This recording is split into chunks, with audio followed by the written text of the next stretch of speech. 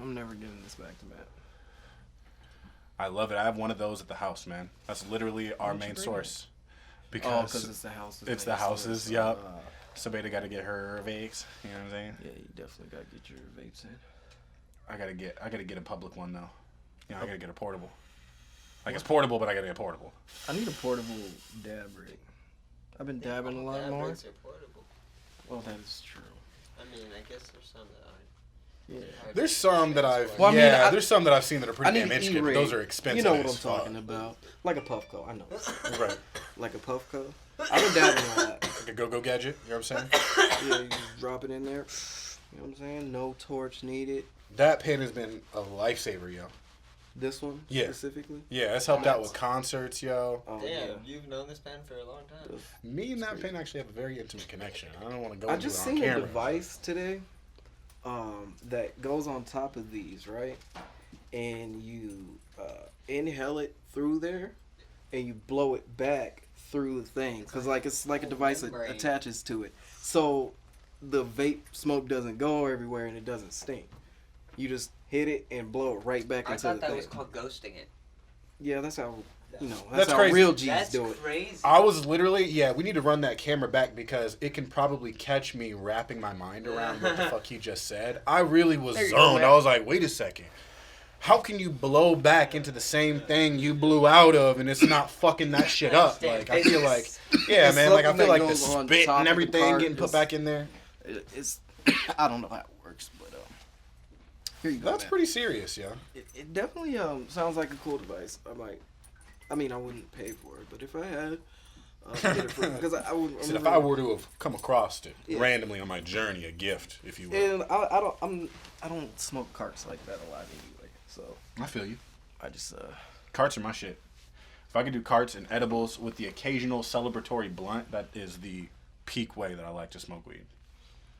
Mainly blunts. I've been going to more to dabs, but I've been getting like solventless shit, which is a whole process. Have you smoked outside yet? I smoke outside all the time. He said, wait a second, what has changed here? I definitely smoke. Okay, I guess let me rephrase that. Have you smoked outside yet stress-free? Yeah. Everywhere I go.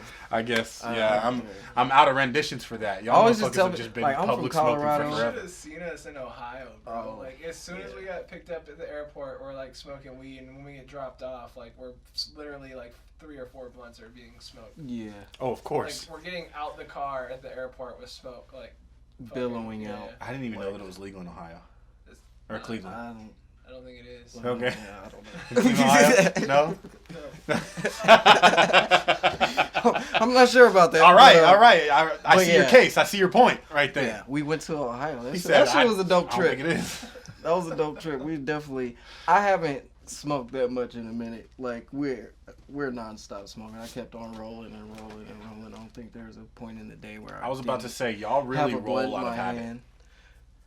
Y'all roll out of just habitual action. Like y'all don't even want to smoke. Shout out to the homie Deo. You know, he got us on a feature, so he paid for everything, flew us out there. We shot a dope ass video actually. Flex. That's super dope. That's dropping next year, probably on our channel. So for sure on our channel. So it's dope as fuck. Like but that. he hooked it up. You know, we had a place to stay. Like I'm excited to see all it, the man. weed we could smoke. Like literally, like and just run out of weed. Just ask for more. So, that's what I'm talking very about. Hospitable. Ladies and gentlemen, if you want Odd Squad family in your next music production, bring the weed, pay for the hotel, and come fucking correct. Yeah. Okay? I'm not speaking, of course, for myself. I'm not going to accommodate any of those things. As a matter of fact, I'm probably going to record in their studio. But at the end of the day, if you don't know them on a personal level, fucking bring it. Come correct. Okay? Yeah, so we're smoking big. It was fun. Do that. Yeah, and then we came back out here. The homie had ended up testing positive for COVID. So shit. So that was the situation. That's why. That was worth it. Take off. That was worth the week scare. Just to make sure, but I took a test. I'm COVID free, people. He's COVID free. I am very lucky to have not needed to take that test yet. You haven't took the test? I've not taken the test. I'm just the nasal, you know what I mean? That just throws me off, man. When I got it. 100%. But I don't know. I just wanted to be on the safe side. And, I've been blessed to have nobody around me catch it. You know what I mean? We've had situations where, like, a friend of a friend has caught it, but my friend tested and he was like, I'm good. So I was like, all right, well, I've only hung out with you. So, you know what I mean? I didn't hang out with the actual test site. You know what I mean? I was just around it. So I've been lucky to avoid it, but hey, man, you know, it's not over. Yeah. I meant to knock on wood, ladies and gentlemen. I knocked on a drum. That's the Odd Squad studio for you. But there's drums everywhere. But yeah, man, it's not for me. It's not for me. So what have you done this month? Anything. I've done because we've been off for a little over a month. Yeah. I've done a little and a lot. You know, Thanksgiving was fire. I hosted for the first time. Thanksgiving. Wow. Yeah, I hosted for the first time, cooked my own stuff, which was really cool. Nice. I did a vegan baked mac and cheese with no vegan cheese. And that was super fire. It was a combination of coconut milk, nutritional yeast, and flour. If you actually smell nutritional yeast, that shit smells like just a bag of shaved Cheez-Its. Like, it's pretty fire. It looked like fish food. It does look like fish food, 100%. But when mixed with a couple other shits, it was nice. I sprinkle it on my toast with avocado. Okay. A little hot sauce in there. I can see that. A little cheesy. That might not be a bad idea. Because honestly, I just got to perfect the recipe. You know, because there's the coconut milk is so hard to make neutral and not just coconut in your mouth, you know? Exactly. So, yeah. You got to work on that, put flour without over thickening. Yeah, but it was cool. It came out. Everybody liked it. I also made my baked salmon, which is my favorite meal. Yeah. Man, I love some good wild Alaskan baked salmon. I keep it very simple, yet not simple. The seasons on top are ridiculous, but I just douse that bitch in lemon juice, you know, $4.50 for 13 minutes, man. It's cool. Like, literally, like, you don't need any sharp objects to eat this at all. Yeah, Play-Doh utensils only, ladies and gentlemen, for my salmon, okay? But, so that was cool. I enjoyed that. You know, transition into December. I found my new addiction, which also, too, I broke the streak. I'm back on social media, ladies and gentlemen. Exclusively Instagram and my new fucking addiction, which is Clubhouse. Oh, geez. Clubhouse is... You're not invited, that's why. It's a little ridiculous. So it's in its early development stages, so it's still a beta for even Android phones. He didn't invite me. Bro, I didn't know how it worked. He invited Collins. I invited Collins. He was the first person on my list of like, hey, invite people. I was like, he's not on here yet? Fuck yeah. But I don't have an iPhone and it's only on... Yeah, I would have wasted my invite on you anyway. Yeah. I didn't even know Collins had an iPhone. Out. That was a risk. It works all right? Yeah. So I didn't know how the invite thing worked, but apparently when you get on, you can invite somebody once, like one person, and then they're like, hey, Clubhouse will tell you again when you can invite more people. So like, it's pretty exclusive. Like, that's weird. Yeah, it's still in beta. It is right pretty now, interesting, so but like a lot of celebrities are already on it, and essentially what it is, it's like a verbal LinkedIn. Okay. So it was interesting. Like, I downloaded the app because my boy Lasco was telling me about it, and I downloaded the app, and it was like, all right, thank you for downloading this app. We'll let you know when we're ready. I'm like, what? Like, you can't access the app when you download it, which is weird as shit. And then I got a notification that said Lasco Bill's nomination put you further on the list to get into Clubhouse. Welcome. So because Lasco nominated me, that's what happened. Same thing with Collins. So like on the profile, you can see who nominated the website, which is pretty dope. But it's cool, man. Like it's essentially like a verbal LinkedIn. Like everybody has, they go by first and last name basis. So there's no profile pictures. You can't message them, any direct messages or anything like that. It's all the conversation chat room basis.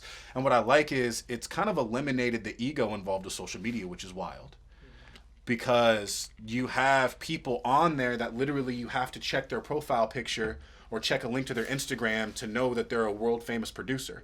Because their name is John Smith, and you don't know him by John Smith, you know him by DJ Wookie Stash or whatever his name is, right? And every once in a while, people will put their name in or whatever, you know what I mean? But like 21 Savage is St. Don, and he'll have another picture as himself. So unless you hear him talking, you don't know. And by the time you hear him talking, that motherfucker's in your room, you're talking to 21 Savage. You know what I'm saying? So, like, it was pretty cool, man. Like, I've been in a room with J.R. Smith. I've been in a room with Bow Wow. I've been in a room with Ninth Wonder. What are you talking Just about? Blaze. What did you say to him? Just everything. They were asking questions, you know what I mean? Just like little questions back and forth about the industry. I asked, what was Ninth Wonder's, some of his like biggest influences as of right now. And he kind of mentioned like family and just, still taking motivation from the artists that he's working with. It's cool, man. I mean, they'll talk about that. There's big artists that will put people on game, or big, music execs that'll put people on game. Like, this is the exact way to present music and kind of run that. Or, it's just like, what's the future of the Lenox Mall? And then you have hella Atlanta people in there, you know what I mean? Like, so it's really cool. I like it because I haven't heard any slander. I haven't heard any negativity on the app. Like, there was one person that I heard that was kind of bringing a little bit of aggression in it, but the moderator deaded that shit. And everybody else was kind of acting in a way of like, come on, bro, like, you look stupid right now. Like, everybody here is being, copacetic. Yeah.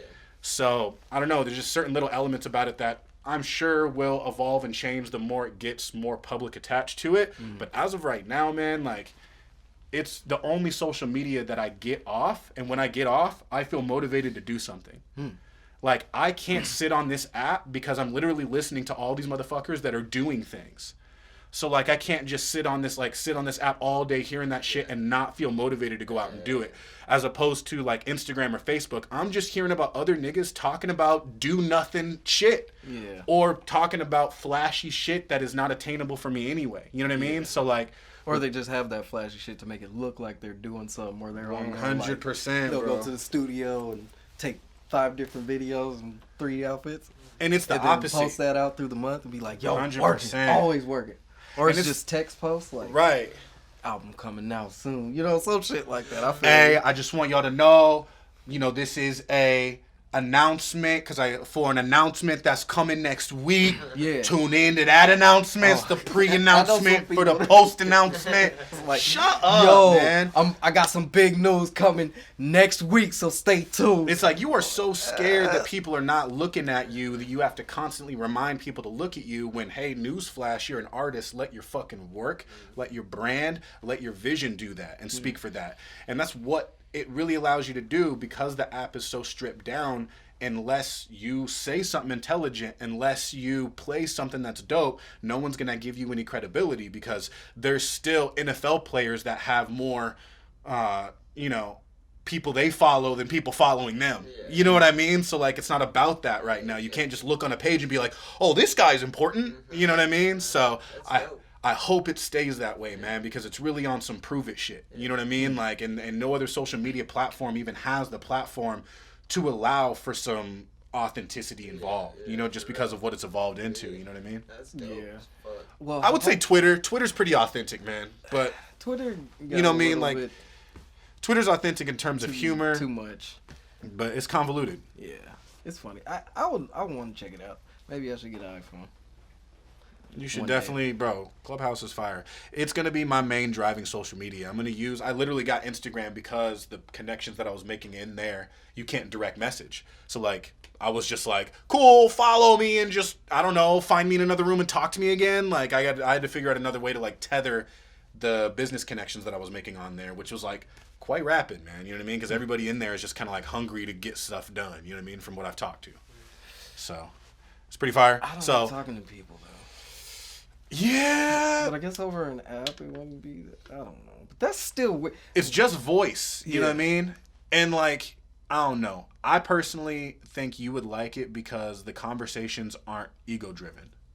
And I think you would have a lot more comfortability. Like a lot of motivational shit. Yeah, like, they have a lot of informational shit. Because I've been hearing about it because, like, I listened to the Joe Budden podcast, and they've been on it because it was, it originally started just with celebrities and shit, and then they're starting to eventually roll it out to more and more people. So they've been talking about it, and I'm like, okay, it sounds pretty interesting, like people doing classes on financial literacy and shit like that. Real estate, dropping mad gems on real estate. And you can schedule times to have the room. You know what I mean? So, like, you can schedule times. So, like, hey, Friday, 5 p.m., we're going to talk about real estate hacks. And throughout that, if you put it in the open, you know what I mean? It's actually beneficial for a lot of these real estate agents to come on and say, hey, I actually have a good amount of intelligence in this. Let me be a moderator in your room. Or something of that nature. And so it's a mutual benefit, but at the same time, now you got the room with all these dope people and individuals in it, and people are learning from this craft. Now they're going to go back to your room more for this type of knowledge. You know what I mean? So, like, it's a cool, quick way to network, man. I really Josh, enjoy you it. need a room, bro. You need to get a room. I do need I would be For in real. your room for sure. And the intimacy in terms of the stories is, like, way different. You know what I mean? Because, like, now we get to hear candid conversations from people who don't necessarily want to interview. You know what I mean? Like, the only time you're going to hear Ninth Wonder is in an interview. Yeah. But, you know, I got to listen to homie for like 2 hours talk about everything from how do you tell your homie that he's whack to why Chance the Rapper is not considered an elite rapper, which is a very interesting conversation on there. I'll be interested to see how that goes. Yeah, bro, it was pretty interesting. Like, Before we celebs get talk too about deep that. into this podcast, you know what we got to do. You already know what time it is. Weird. You know, what? Go ahead. Oh. Go ahead. I thought you had something. No, I was gonna no. let you go, and then I was going to go and tell him that if you didn't know what you listened to or watching, Or watching. this is the Is for A podcast. Ladies and gentlemen. gentlemen. human horses alike. Yes. All inclusive. Rick, Morty's, all the South Park characters, All the replicas of said characters, because yeah. there's all a the plethora. furries, every gender that you could possibly think of. And if you don't want to put yourself in any one of those categories, welcome. Yeah. Welcome is you. Shout out to the aliens. 100%. I used to identify as alien. I guess I still kind of do. Yeah. So I feel like I'm not from here. Okay. I mean, just like What are some technically we're all features that you aliens. have that make you distinguishable from a It's normal just human? it's just literally the fact that I can't read other people's minds. And that flabbergasts you to the point where you must not It's be. like Yeah. it's like I native could be here. so much different from everybody else. Yeah. Like how would I know what normal is? I'm going to be real honest with you. Sincerely had a way more convincing argument that he's an alien. Yeah, I'm just going to let you know. I'll I'm take pretty it. sure that the fact that we're floating on a rock through space means we're aliens. Like if This is our spaceship. yeah, like if somebody came to us, we would be considered aliens. So it's really a subjective thing. So like, Right. So is it arrogant of me to just say we're not aliens? Yeah. Because that is We're, implying like, that the not a part center of of the it. universe, right? Like, we're like all of you motherfuckers are we're foreign in aliens, this big weirdos.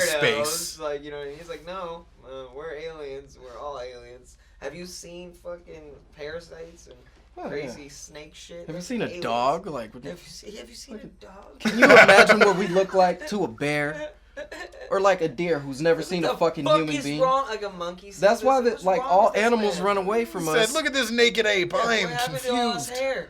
Yeah, like I was listening to a podcast and there was this zoo guy and he was like, it was like they're asking him questions and it was like, why? What's the most cowardly animal out there in the animal kingdom? He was like, well, I wouldn't say there's like any really cowardly animals. He was like, they're just smart. Like their instincts are to get away from danger. So he's like, even like you'll see a crocodile and they'll swim away from you because they've never seen a human being. I don't know what the fuck you are. You're an alien. Yo, how And you come in your interesting is that spaceship, which is a principle? boat, like, and you're like, what the fuck is that? Does I don't know cowardice- what it can do to me, but I I'm was out of talking here. about this the other day. I was like, I think people are afraid of aliens because then it would put us back on the food chain. I was like, maybe we need to be reminded because we forgot we're a part of it and we're not acting like it. Right. I was like, we need to be like, hey, oh shit, yeah, we're like the same thing. We're like everyone else is an alien, but we're not aliens. You know what I mean? 100%. Is cowardice, like, is it infringing upon that? You know what I mean? Like, I don't see how, like, the correlation between, like, what was the statement that you made? Well, there's nothing that would run away from a predator more than the other. Right. Because he was even talking about Is like cowardice involved in the lions animal hunt kingdom is what I cheetahs was and trying to shit. say. It's not a principle of like. It's not a principle. It's a reaction thing. It's like they're not. So it's strategy more than anything. Like Yeah. it's it's like when a cat, like if a herd of deer get attacked or like by like a coyote, then 15 minutes after they get away from the coyotes, they're back to their normal. They don't sit there and think about, oh my god, what just happened. They're literally their entire chemistry, body chemistry, puts Right. them back where they're not in that survival mode. They're back to that. They're not thinking about it. Us, we have a traumatic situation for 10 years. We're still thinking about it. And we're still trapped in it. You know what I mean? Like so, it's 100%. like So technically, if we're talking about that, the most cowardice animal in the kingdom is us. literally. Is it That's so? True. Does cowardice? So is cowardice then a repercussion, or is cowardice a byproduct of intelligence? Yeah, do you think that animals would eventually feel cowardice or feel? Do you think they feel fear? Well, yeah, I guess it's the same. I think animals feel fear. I think that's been proven. Like a dog would cower, like in your universal. things. Yeah, exactly. Anything that has a brain, you feel all the instinctual emotions. You feel love. You feel attachment. But they don't stay in fear, it. I think that's what it is. They don't stay in it. They don't stay in it because of that. I mean, it's a purely reactant. I'm not a fucking dolphin. But it's purely a reactant thing. It only exists from the implication of something happening to them. As for us, we could just be sitting in a drive-through and think about it, and we're like, oh, yeah, exactly. Sit back. Yeah. Wow, that's crazy. I don't know if they can't do that. But well, I think animals can experience trauma. So yeah, for level, sure. They can, but I think humans are more prone to attach to things and write stories. Yeah. Whereas animals kind of just move through experiences without as much attachment. Or if they like, at least I'd like to. One of the guys was asking. He was like, "Well, my dog always jumps on my bed. My dog slipped and trying to jump on the bed once, and now my dog is afraid to jump on the bed." Yeah. But maybe that's just smart. I don't want to fuck myself up. Right, that's strategy. It's like if you put a baby elephant in the fucking, I think they talk about this on the Abraham Master. Oh, I know what you're talking about. You put the baby elephant in the like, circle tie it to the rope, and you teach it that it can't pull it down. Then when it's huge, it already thinks in its mind that it can't pull it down. And you're watching the elephant with this rope, like it could pull down the whole tent, but it doesn't because in its mind it already believes it can't. Yeah, and also that rope provides a perimeter in which for the elephant to walk. Mm-hmm. And sooner or later, you can actually, in the elephant's adulthood, remove the rope and it still won't move from the area that it walked because it doesn't believe it's capable to. It's insane. Yeah. So they actually start putting the mental tethers where the rope was. That's crazy.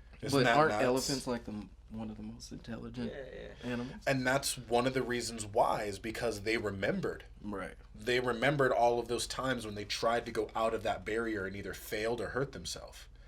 So because of that instinctual memory, which also I feel like is kind of us, you know what I mean? That's why I think like cowardice is a byproduct of intelligence, sadly enough. Not saying cowards are smart, you know what I mean? But what I'm saying is lesser life forms don't have the ability to have the third-party perspective on a situation enough to say, I feel shame for not going about this action. You know what I mean? Or I feel regret for not going about an action with a certain vigor. Mm-hmm. And that produces a depression for me. That's really more cowardice. You know what I mean? It's almost less intelligence as it is like the development of the prefrontal cortex. Because it's like that's like really what so just consciousness differentiates like how the brain chemistry and everything works, you know, like so it's like I think like certain animals, like because we have that ability to think years into the future and years in the past and kind of like transmit, like, you know, it's like if there's certain things you don't really think about how your ears feel, but then when you start to bring awareness to your ears, you start to notice them differently. And like there's so many different things where it's like we're a lot, you know, I have no idea. I mean, I'm not like it's hard to say because you're not a dog, but right. It's fucking. We're the aliens, basically. I think we're the aliens, 100%. I think so. I think we invaded.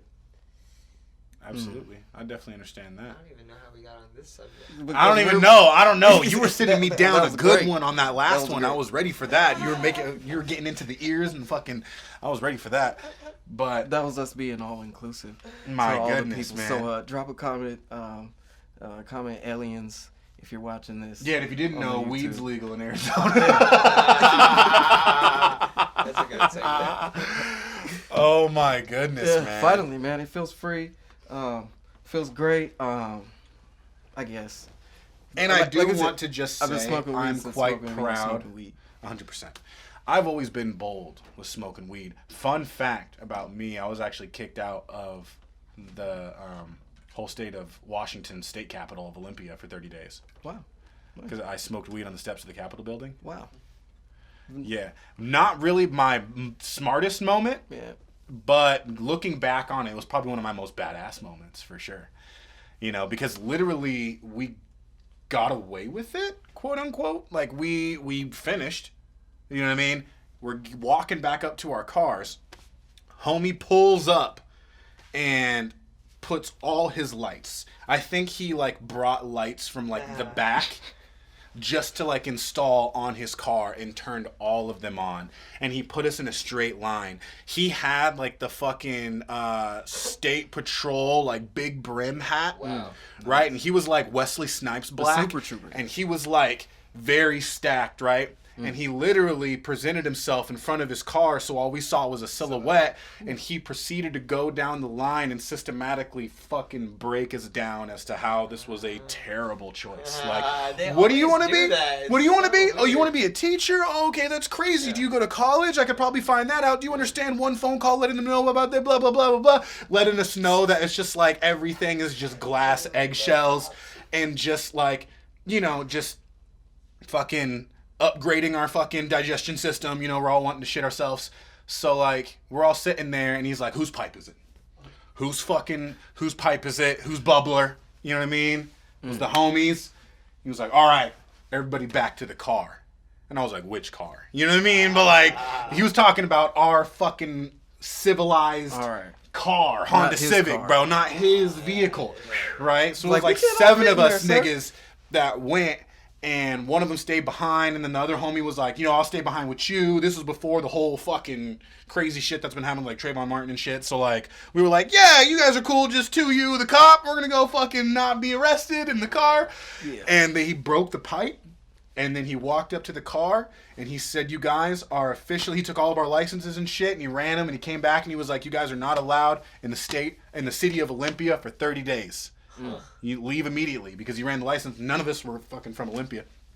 So we're driving away, and it's that kind of moment where you have that silence into hysterical laughter, like, oh, yo, what the fuck? Yeah, that trauma, you know what I mean? That shit that we think about later on. But, and it was like, and then we had the thought, like, while we were almost home, I was like, wait a second. Is there going to be fucking wanted posters? Like, how are they going to do this? Are they going to, like, run our face through the database? Like, this was way before any face recognition shit was going down like that. So, like, I was like, how did they even... You just can't get caught by the cops again. Exactly. Yeah, how are they going to enforce that in any fucking way? Pretty much. Like, not as badass, but I got kicked out of high school for smoking weed on campus. But maybe you're definitely more bold than me. I feel like I would make the better decision and probably not smoke up there or... I don't know. Because we smoke literally everywhere we go. So. I can't believe it took this long for us to figure it out. We're going to hopefully... What do you think this is going to mean for the Arizona economy? I think, people love weed weed. Is good for the economy. Yeah, Colorado proves it. What happened in Colorado and shit? You know what I mean? I didn't pay too much attention, but like they had like a great economic boost, created jobs. So I feel like we're gonna see a similar thing. I mean, like California, I feel like you don't see as much of like that, that shift because they've always been doing it shit. But like when Colorado did it, it was like, oh damn. And it's like, but everybody's been selling weed in California forever, like 100%. You know? That's been subtly a part of the foundation of economics for Cali. Yeah, and in Colorado too, like growing up in Colorado. That's why I'm so open with smoking weed because growing up it was like nothing. Yeah. Everybody smokes weed. Yeah, and it's the healthiest state in America, but everybody smokes weed. Cigarettes cost a lot of fucking money out there. Well, I will say that it is also one of the best states to promote physical activity. Right. You know what I mean? I feel like physical activity-wise, there's hella to do in Colorado. Mm-hmm. You know, if you're the type that doesn't like to sit in the house all day, you know what I mean? Like, if you don't like to sit in the house, but you also don't like to talk to people, go to Colorado. Yeah, like my hometown, Colorado Springs, we have something called the Incline. It's like world famous, like Olympic. That's where the Olympic Training Center is too, because of altitude. But they have this shit called the Incline. It's literally you just walk up a fucking mountain. There's a bunch of steps that I've never done it.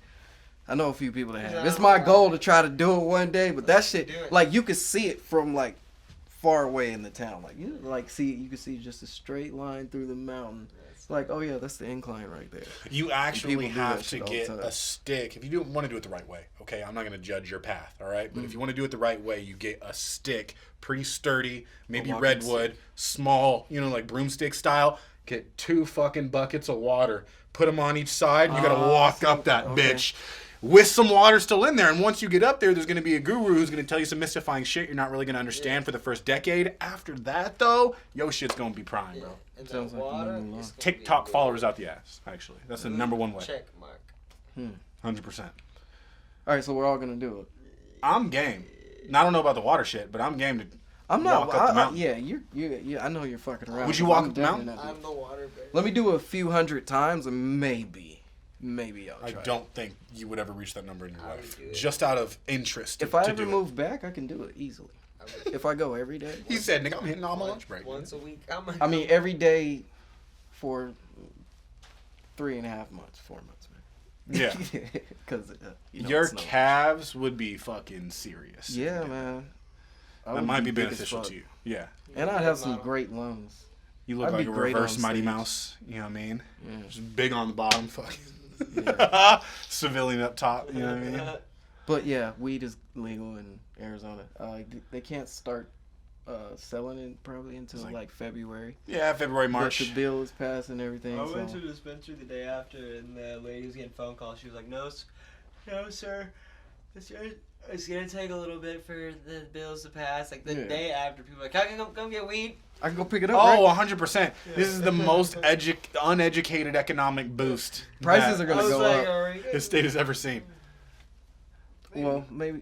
Right. So but like, there's like a few places like Chandler, Mesa, Yeah. and Gilbert Yeah, how said they're not about gonna that? have any rec shops or like testing facilities. why- out Well, there. It's Gilbert fine actually because passed a Tempe's law. right down the street. Yeah, Gilbert actually passed a law that no recreational marijuana is allowed within the premises, and since they passed Oh, the yeah. law before the election, it stands and it supersedes anything. So Gilbert, Arizona is still going to be a complete weed-free area, and you can still get got in Gilbert with weed on you.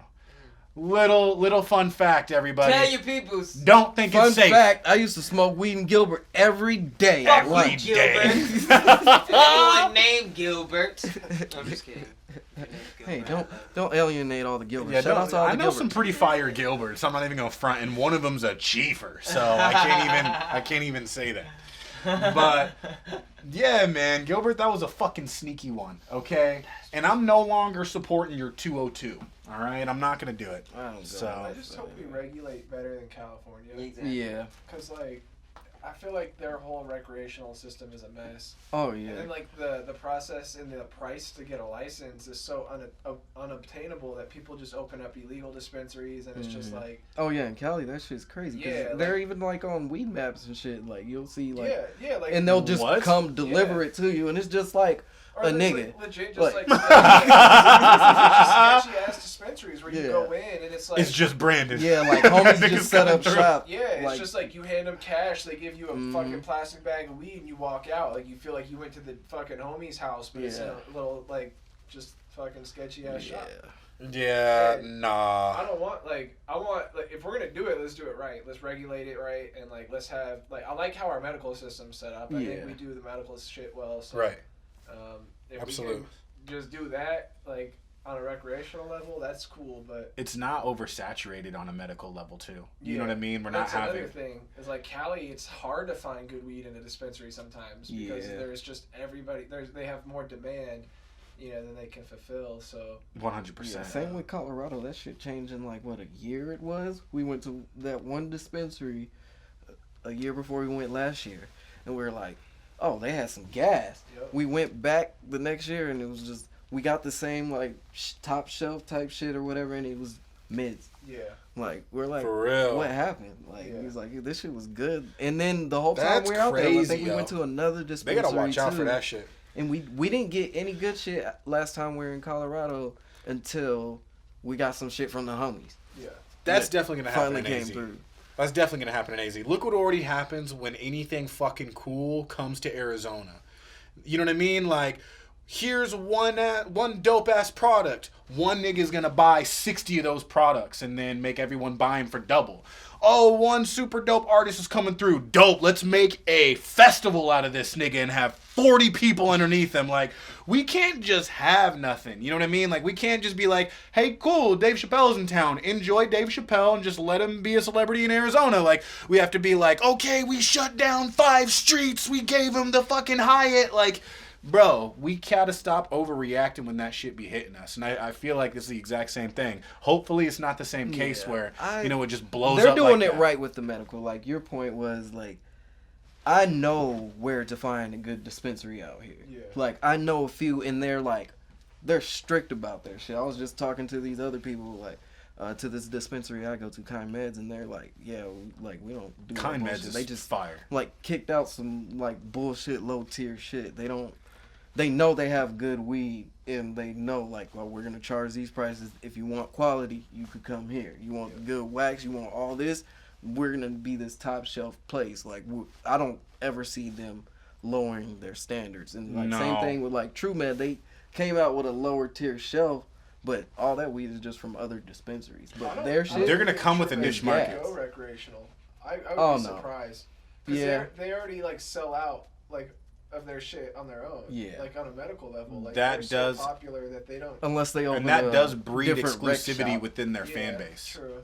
And rebrand it or something. True. Like, I mean, I could see... But I think the rec shops probably will have, like, lower tier shit. I think that's how it should be. Like, if you're, like, a medical patient, you should be able to have access to the higher grade strands. Yeah. Like, because I literally be in there and hear, like, older people talking about, oh, I had a bad reaction. That didn't help me last time, so I need to try this one. Like, they're really, like, diagnosing. Like, they're really like going through. They and know how figuring much out, doses like, they need. So, like, I use it just, I'm a recreational smoker, but I like to get good weed. But it helps me. But I don't know my doses and just shit. But that really shows that people are really using this shit as medicine.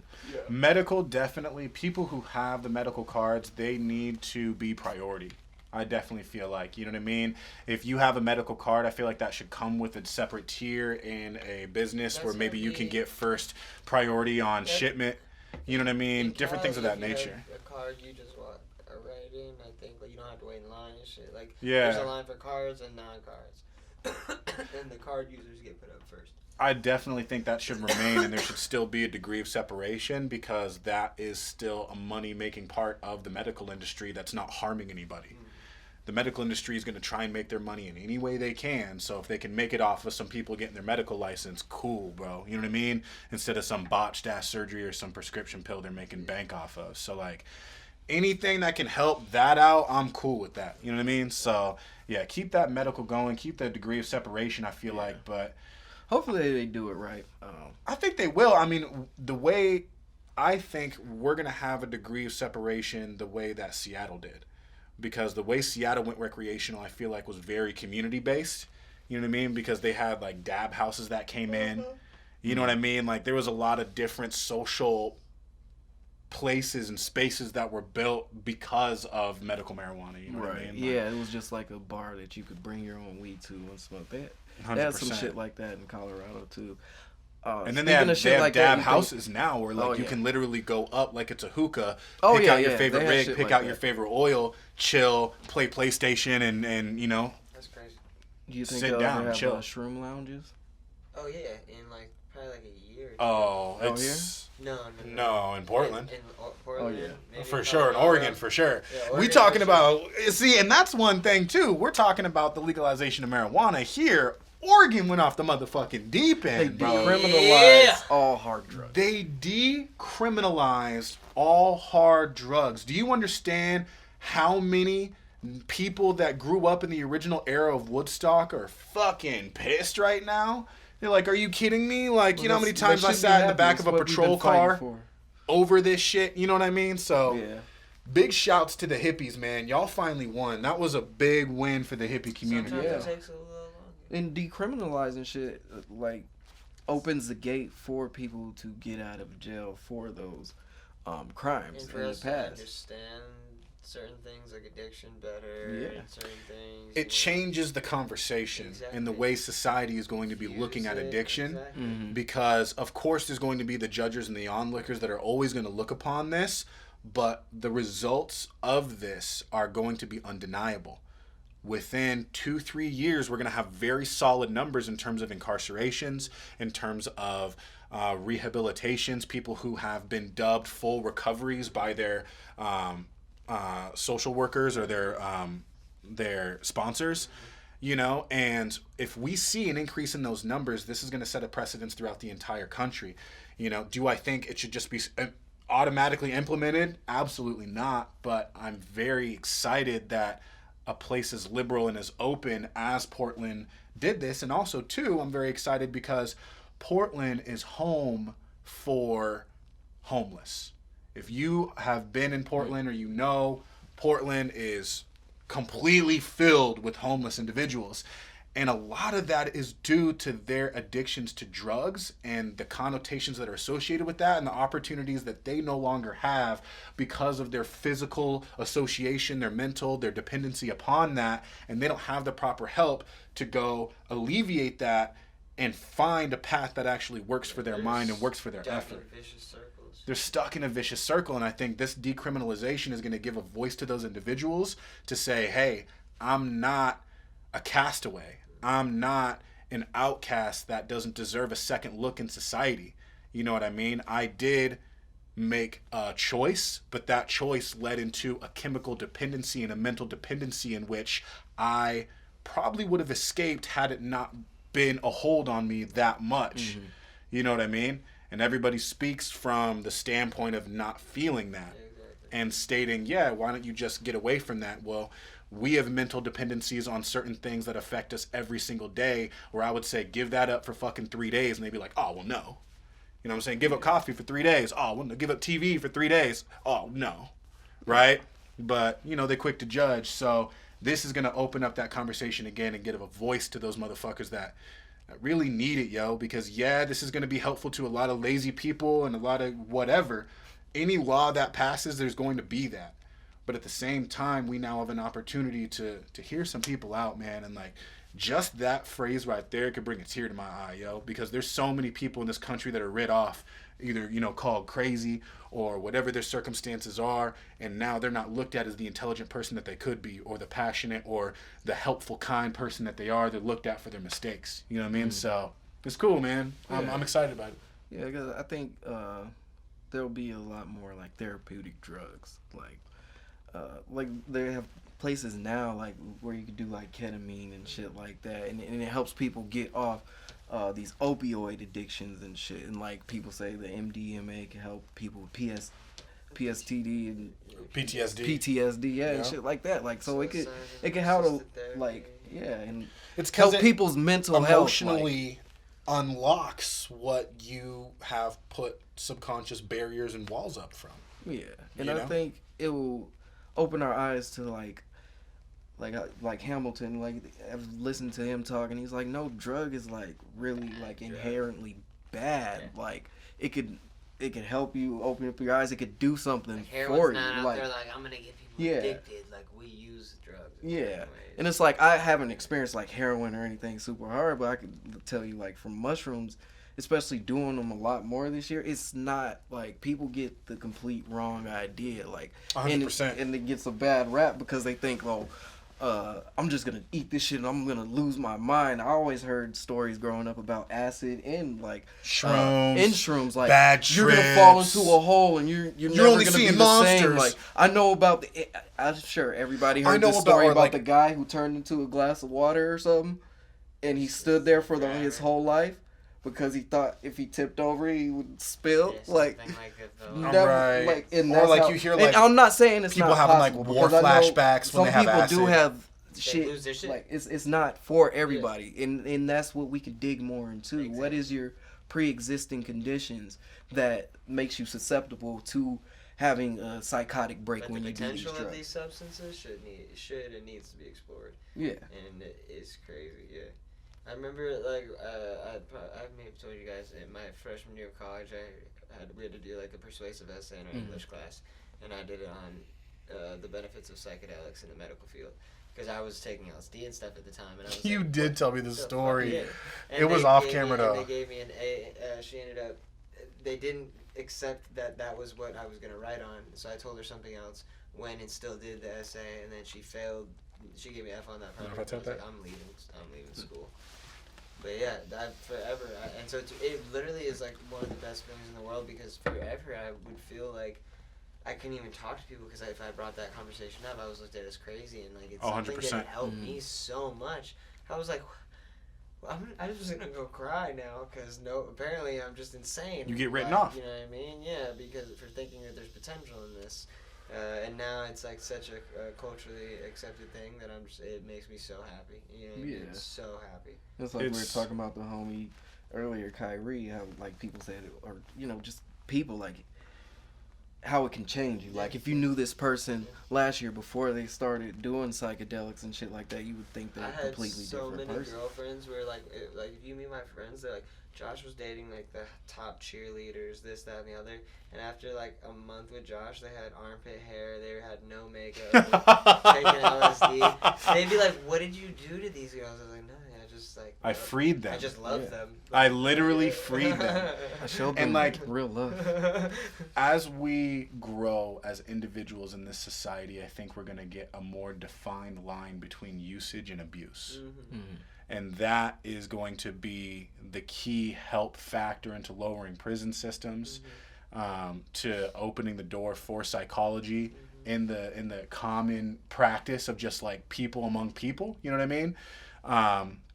Because once that usage becomes more apparent, and it does become a thing where people are kind of taking it, your mind is going to expand. And I feel like a lot of individuals who, once they've experienced that expansion of that mind, having that coupled with a conversation of someone who is educated on the way the mind works and the nuances of the mind, I think is incredibly beneficial.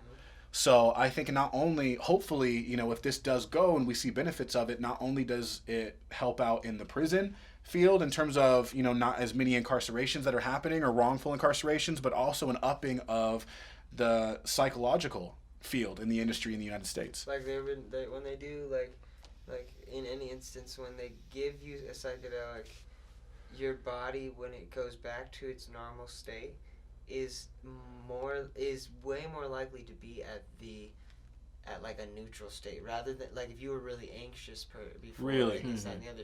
You whether your experience is anxious or not, at the end of the experience afterwards, your body, it's almost like a computer thing. Like you literally allow yourself to reset, refragment your computer. Like it's incredible. You know That's what I mean? literally how I felt like when I was doing, like when I first started doing it. Like I do it, like I ain't do it a lot. I did it one time, I blew my fucking mind out. Like, and then I learned to take it slowly. But like it always did. Like the next day or when I finally come down off it, it feels like I'm so fresh. Like I got I got to restart. Like the player died, then I respawned, and I'm like, but I'm still in the same character, same world. I just get a fresh start. You, man. It completely. Yeah, and then eventually I felt my health bar going down. And then I do it again, just by chance or whatever, and maybe I didn't realize my health bar was down. And I wake up again, I'm like, oh. And then I was like, especially, like something like DMT, I think people could benefit from that because, like, that's just crazy. That was like the ultimate reset. With shrooms, the way I can describe it is 100%, bro. Like, for me, when I first took shrooms, I had the realization that everything is everything and nothing at the same time, which is very confusing for people who are not taking psychedelics, I'm sure. Yeah. But it's the idea that this universe is so much bigger that because we have free will to take in anything, nothing inherently has a negative or positive connotation. Mm-hmm. You know what I'm saying? So for me, it helped me out with my problems. It didn't make them go away, but it gave perspective to them. Mm-hmm. And the way I could describe it is, I spent my whole life in this room, right? And this room has grown dirty within my time of living in this room, right? And I feel anxiety about that. There's big things that I know I need to pick up. I pick up little things every once in a while. Maybe I avoid the big mess because I don't want to. And every once in a while, you just get so overwhelmed. Man, I got to clean my house. I got to clean my house. I got to clean my house. What shrooms does is it allows you to go, okay, all of this stuff is in this room, and then you look, and there's a door, and you open it up, and you realize that you have been living in one room in the entire house. Yeah. Your entire house is clean. This one room is dirty. So now you can explore the house, take that feeling in, which is the other dimensions other than the one that we are in, which psychedelic does take you through. And then once you're back in that room, you still see the same stuff, but it doesn't look like so much of a feat. Now it's not like I have to clean my whole house. Now it's like, hey, this is the last room in my house I gotta clean. The way I describe like psychedelics people is like, as you increase in dosage, you decrease or you like recede in age. So like the more you take, the closer you get to the moment prior to your conception, essentially. So as you go, you digress more and more until you're in the infant mind, kind of in a space where you lose complete sense of like verbal. Yeah, like you don't care. Like you have no words ego. aren't contextual. Everything starts. Space isn't contextual, really. Everything is less. It's super objective. Then you get into the place where you're like back in the womb, the cosmic womb, as you take more of it. Like the more you take, the closer you get to the cosmic womb.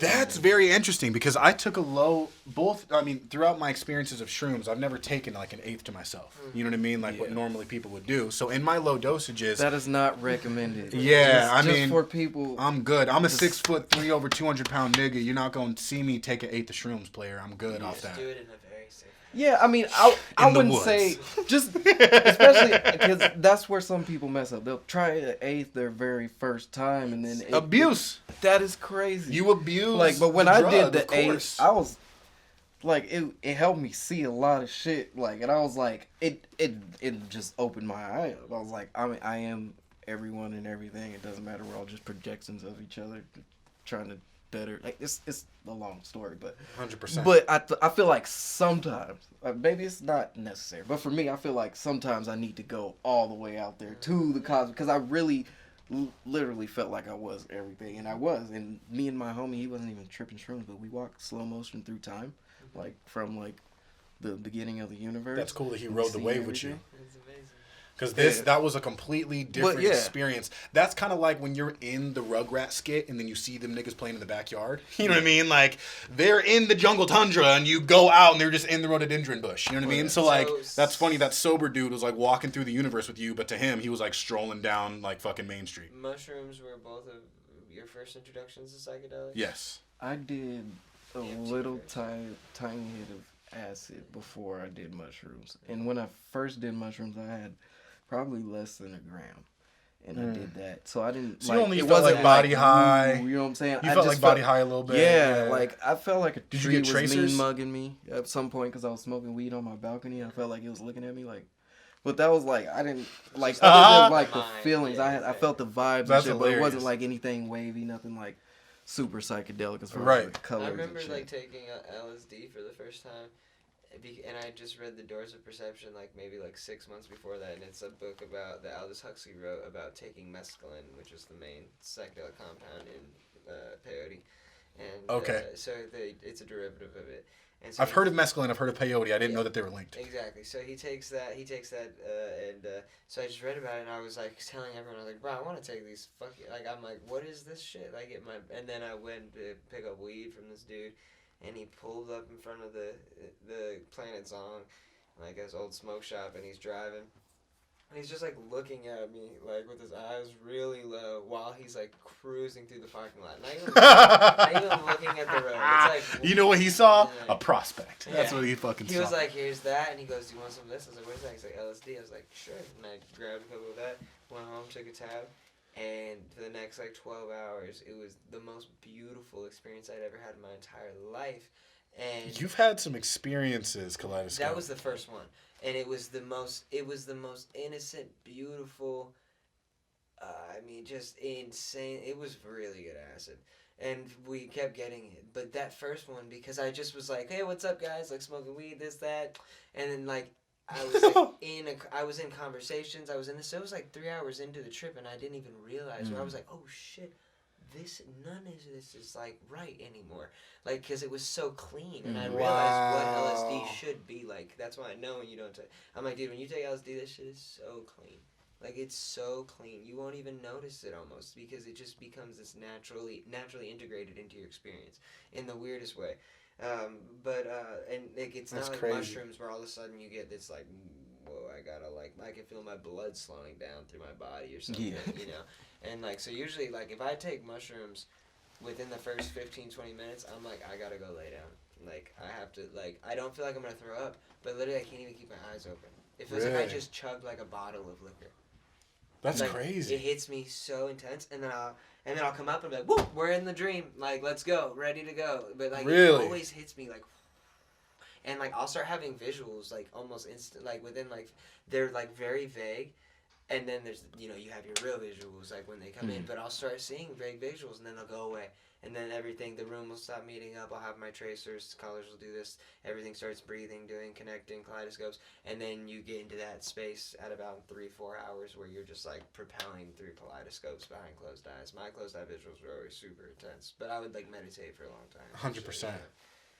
Yeah, I got to a point where my closed eye visuals were almost like overwhelming. That's the best. Where I had to like, I'm still here. Oh. If you get through that, if you let yourself go to that part where you leave, and you come back, it's like when you get off of a roller coaster ride, and then you have this sensation that you can do anything in the world. Not in an egotistical way, but it's like you just faced, like, jumping out of skydiving. Jumping out of an airplane. Nothing. You know what I mean? Take DMT. Like, you know what I mean? Like, it's That's like, the cosmic. Yeah, exactly. You jumped into an airplane. Back in the airplane, and then lost in the goddamn space. Yeah. No, but yeah, it's like you come out of it and you're like, holy shit, I am strong, and how did I forget that? Right. You know what I mean? Like, speaking of skydiving, little side note, my homie skydived for the first time, 21. So he skydived for his 30th birthday. Savage. Yeah, absolutely. 21, the producer, also known as Coach. You know what I'm saying? Go check out standardcitizen.com. But he went skydiving, and his lady set it all up. It's been something that has been huge on his bucket list, right? And his girl is so funny. She's such a chicken shit. She works as a main respiratory therapist in COVID wing of Banner, but she's a chicken shit. I'm like, yo, you are like brave as hell. I don't know what you're talking about. But when it comes down to like other little shit, she's not having it, right? So of course she's not jumping out of a plane. So she wanted to be there. She wanted to experience it with him. You know what I mean? They're like, it's fine. You can ride with the pilot and they can show you all the controls and everything like that. It'll be exciting. She's like, hell yeah, that sounds dope, right? Mm-hmm. So you go up there. Something that you don't know if you don't skydive, because they actually don't tell you. It's a part of the policy because no one would fucking do it. Mm-hmm. So they do the thing. He's strapped up to homeboy. They sit him on the edge. They're all excited. She's in the cockpit, right? Learning about the stuff. He pushes out and he's gone. She's like, what an experience. Well, for people who don't know about skydiving, once the plane drops you off, it has to nosedive. The plane has to drop altitude in order to be within the safe flight zone. So she had no idea, and they don't tell you. And that's so she was way like, gnarlier than the fucking way gnarlier, way fucking gnarlier than a Out of skydive. the plane. I have an expert on my back in 2 separate fucking parachutes. There is a lot for my safety right now. She was nosediving in her Nikes. You know what I mean? Like, she was in a sweatshirt, holding on to shit. G's. Right. And what's funny is he just went. Because they were like, okay, you ready? Ha ha. Dropped off. They're like, ha ha ha. Are you ready? And she was like, what? Whoa! Just nosedived. And yeah, apparently they don't tell anybody who does that because they would never get on the plane. They would never do the video. Yo, I want to do that. I was like, that's Could you imagine like if we did the skydiving video and like people were up there, we're just gonna film, you guys can jump, fuck that. Yeah. And then afterwards, you guys are just like, because Max that is like the epitome of a roller coaster. They were like, I'm not jumping. Like, yeah, that's the epitome of a roller coaster. Yeah, that's insane. That's amazing. Like you're just baning. You know what I mean? Like now I want to go on there. That would probably 100%. be a reset too. Like you would just after you land, you'd be like, I literally thought it's I a was reset gonna for your bowels, motherfucker. I'm so good. Yeah, I'm so good. You know what? I'm gonna live every moment like it's my last from now on. 100%. I just gotta reset. He's when like, this well, motherfucker get to the ground, I'm cussing his ass out. 100%, bro. You get on the ground feeling like a bop it. You know what I mean? Like you just got used we to went, shit. We went to Castles and Coasters. It was so funny. We were going up like the little whatever the deep free fall thing is. When we get in there and like Kyrie and all them are yelling like, hey, you can stop it now. It's like you can't see anything. We're just going up. We're all. Yeah. See, I don't do Oh, that one. shit. I've never been on the Tower of Doom, nothing like We that. kept getting on and off that Nope. one, laughing so hard. Yeah. We all dove Not down. more than It 6 was feet. so I've been funny. on the little froggy one that just drops you up and down. I've been on that one, but It was so no funny. sirree, not that one. When His I name went was, to like, Kevin, he was yelling at him. I went to Orlando with my dad, and we went to we did Halloween Horror Nights, which was fucking fire. That sounds dope. It was so cool to see Universal Studios level haunted houses. They had 12 different haunted houses, Yeah, including like that's 4 main attractions and like one that they kept like hidden from everybody, so you didn't know what it was. But they remade the Overlook Hotel from The Shining. It was fucking sweet. You know what I mean? But like before, there was this big water park and huge ass water slide. We're like, okay, let's do this shit. Let's hit the water slide. I'm feeling like I got brass balls. I don't know why. Your boy can't swim. You know what I mean? So like, let's just do this anyway. Fuck it. So, you know, I'm like, they slide themselves into a shallow end. We're straight, right? So we're sitting in this line. If you're in Universal Studios sitting on a big slide line, bring a Switch. Like, bring a Nintendo Switch. Like, the shit is crazy. So, of course, we don't have one of those. So we're just bonding with everybody as we go up. Like, we know all of our next door neighbors' stories, everything getting up there, right? So finally we get up there, and the way that they have it positioned is there's no windows during the whole up. You know what I mean? You can kind of see things every once in a while, but once you get up there, you actually, they have an open floor, out, yeah. right? And you step into this pod, right? They step into this pod where it's just you on the pod, and then they shut the singular door. And then there's just this one motherfucker that's sitting there at the podium just smiling at Drops you, your ass. right? So beyond him, you see a hotel. And you're parallel. So it gives you perspective. I'm like, these motherfuckers did this perfect. So what I found out way too late, Four drops out. I get in the motherfucker. And I'm like, why is there I was like, so there's a So I'm pod. just standing up. Like, So I'm just standing. Why do I And just the whole pod? stand? What's going Yeah, on? like, do we move the whole pod? Yeah. It's a trap Am I door going down in slide, the pod? yo. It's a trap door slide, sir. yo. So That's they're the like, best. all right, 3, Keep 2, your arms boom, crossed. and they drop you. And I didn't know, but I'm free falling into the slide. And you know how when you feel adrenaline, like if you're going to a fight and you don't really fight a lot, or something happens so crazy where your body just kind of reacts and you're like, whoa, that was wild, but it was over. Or maybe a roller coaster that like you didn't really feel the loop-de-loop. I felt all of that shit. There was no moment where I did not know, holy fuck, I'm in there. There was no way. Like, I was full scramble, bro.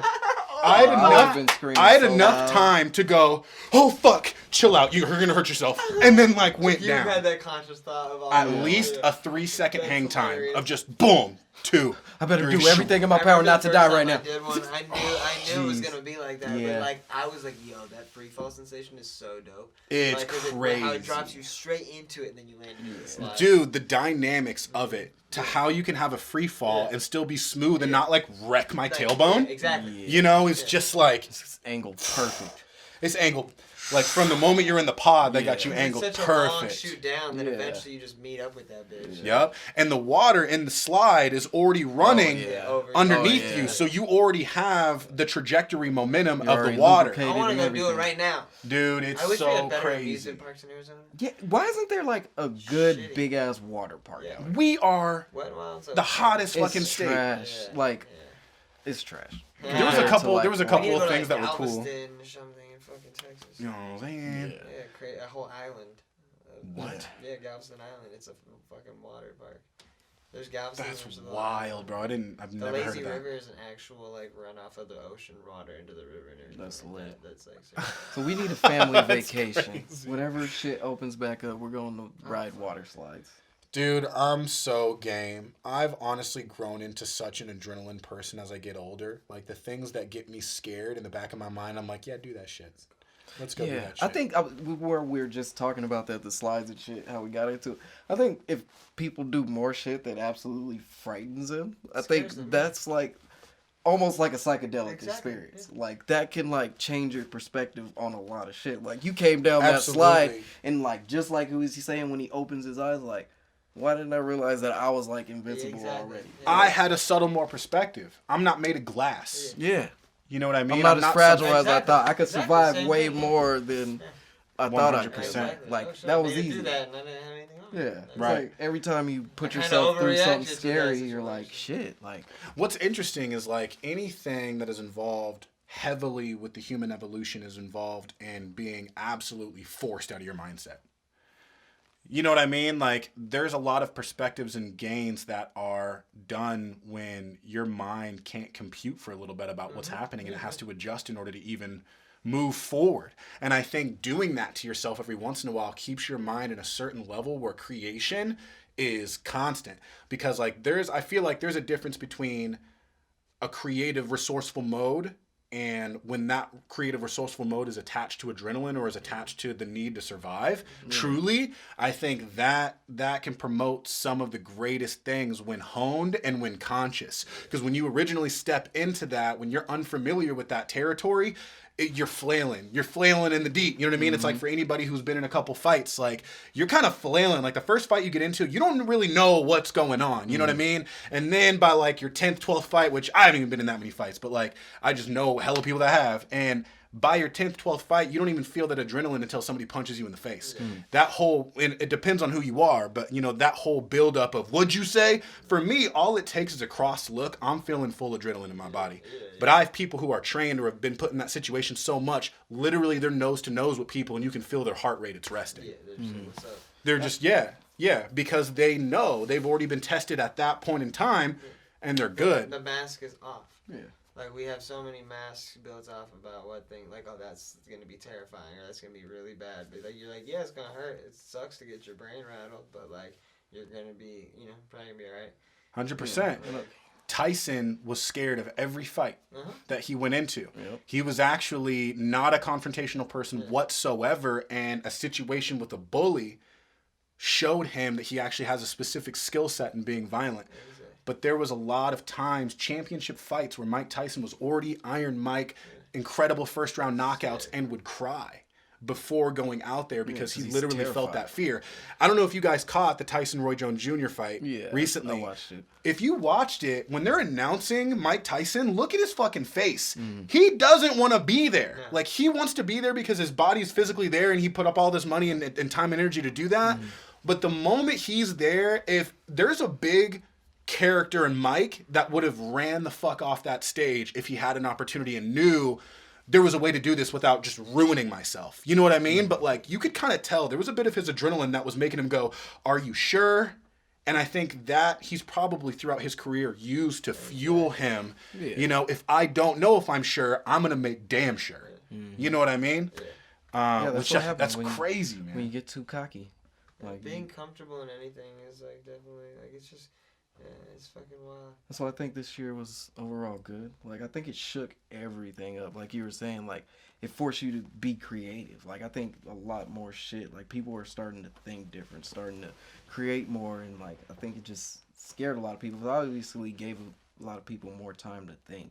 Right. And I think that's a good thing. I was reading some kind of tweet. It was like this year gave a lot of self-reflection. Like, that's the biggest gift. Like, everybody had the time, and I understand it's hard for some people because they're not used to being alone, not used to being isolated like that. So, but We are even going that's a to- lesson in itself. Like, I think 100%. we all had to look at ourselves, and we had time with ourselves. I know personally, I've been doing it all year. Like, it's like, damn, how could I grow and evolve? And it's really like made me see every day as like as that reset. You know, like 100%. as like, okay, this is really a fresh start with it, and you see all the chaos around, and you could feel the tension since March.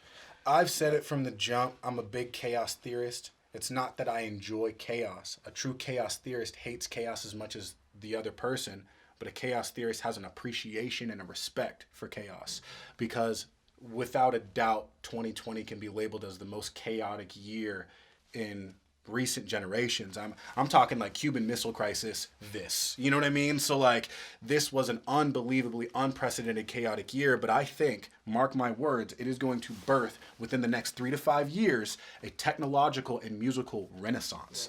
I'm not talking about a learning curve. I'm talking about at the end of 3 to 5 years, we are going to be absolutely astonished at the array of musicality and talent that we have put forth with albums that are going to be coming out and the technology that we are going to have, because this appreciation, what happens when you get near-death experiences, or when a country faces a near-death experience, which is really what COVID was. Near-death experience. It was 100% a near-death experience, because anybody could get it at any point in time. You were close to death. I don't care what you were, because after a while, it was shown that completely healthy mid-20s, never smoked a cigarette in their life, were dying because of COVID.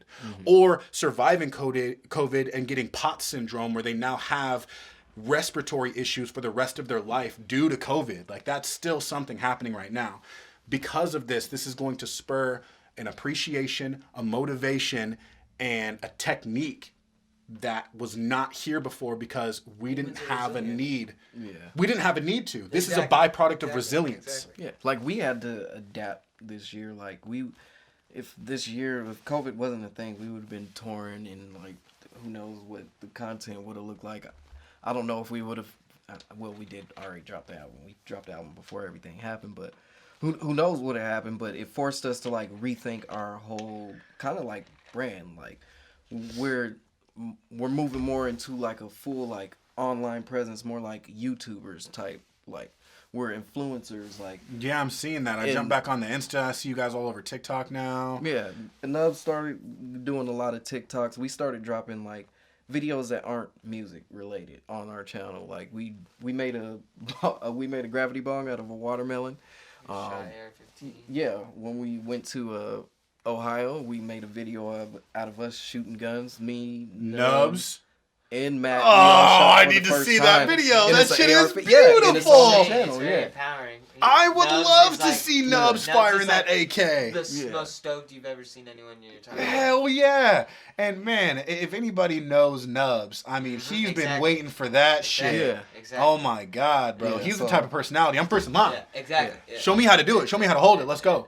So that video is on the Only Dreamers YouTube channel. So. I have to check that out. We got a blunt rolling contest we still need to put out, and we're always thinking of more like just content videos other than just music. We want to grab people and keep them there. We want to build our page and kind of like open ourselves up more to them. And like, your talents exceed your skills. Yeah. You know what I mean? You guys have naturally embedded talents based off of the characteristics you've chose to flourish, based off of the moral standing that you guys have. That in itself holds intrinsic value. You know what I mean? So, you know, your value, your talents are beyond the skills you've developed. You know what I mean? Because I would say to be as charismatic of a person as you guys selves and to be as open-minded as you guys are, that is a talent. Because I'm sorry, that's not God-given. Like, you either, you know what I mean? Like, that's something that is kind of in you or was influenced at an incredibly early stage in your life, or, you know, you're working your entire life to imitate that. You know what I mean? But like, that wave is true. Yeah, and it's like we're not trying to overthink things or just do shit to try to get clicks, because we tried to do that. We tried to do music review. I don't think that was the best strategy. Like, these videos have been working because it's us genuinely just being us, having the most fun that we can, not thinking about like a camera on us. We're just like, let's do this, let's have some fun, and let's be us. And I love that is what really connects people with us. Like, I see a lot of the comments have been like, yo, I feel like I'm just chilling with the homies, like and you know, all the, and it's been a down year, like we said, for people. And it's like, I've been feeling lonely this year, but when I watch your guys' video, I don't feel so alone. So it's like, why would we not? Like, we do that with the music. So if we could just have a camera on us, come up with some fun ideas that would be like we've never done. We get together, that golf game, that could be cool, like shit like that. 100%. You know, and then that could brighten somebody's day. Like, that builds our brand way more than, you know, just you're showing the lifestyle of Odd Squad family. Yeah, it's like we really live this shit. We just trying to be us and have fun. Absolutely. So I love it. Like, if everything wouldn't have happened this year, I know maybe eventually down the line we would have moved this direction. But this forced us, like, kind of to think It's differently. crazy, Had bro. to. Absolutely. I've been thinking a lot about our marketing strategy because what 2020 allowed us to do, specifically me, was sit the fuck down. You know, I was wanting to run before I wanted to walk. There was a lot of things and opportunities that I wanted to put myself in, but I didn't have the inventory of music to really utilize that opportunity. Or, you know, had the business structure to where if, you know, best case scenario, I got influencer signed on to something, they would have fucking sodomized me through and through. You know what I mean? Like, I would have been Ving Rhames, like, real bad. So, like, not, you know, not trying to put one step in front of the other too quick. We took the time to build our platform and how we create music in our space and start building that inventory, man. And like, now that we're having this, I'm starting to put my mind towards the marketing stage once we have that inventory and moving towards it. And what I realized, the fatal mistake that I was doing at the last time was I was trying to figure out how, like, the perspective that I was going at in terms of marketing is how can I put us in front of as many people as possible. And through the law of averages, we will continue to gain more fan base until we have enough to where, you know, we can quit our day jobs and do this stuff. And I realized that's bullshit. And it's really just saying, hey, I do this, so just off the fact that I'm doing something, please support me. Right. Please look at me. Here are the things that I do. But that doesn't give value to fucking anybody. Right? And I started to shift my mind state towards, we make high-level, high-quality music. I can say that without a doubt. I can say that there's been times where my music and New Age Politics music have pulled emotions from individuals, just like Odd Squad Family's music or your music, where people hear that and it changes them in a way to where they're like, I'm not as sad today. Or that, you know, I helped listen to that during my workout. You know what I mean? We notice through opinions that we have that kind of music to where it can leave a person feeling different. So I'm going to change my mindset. Instead of how many people can I get in front of, how many opportunities can I provide to give that change to somebody?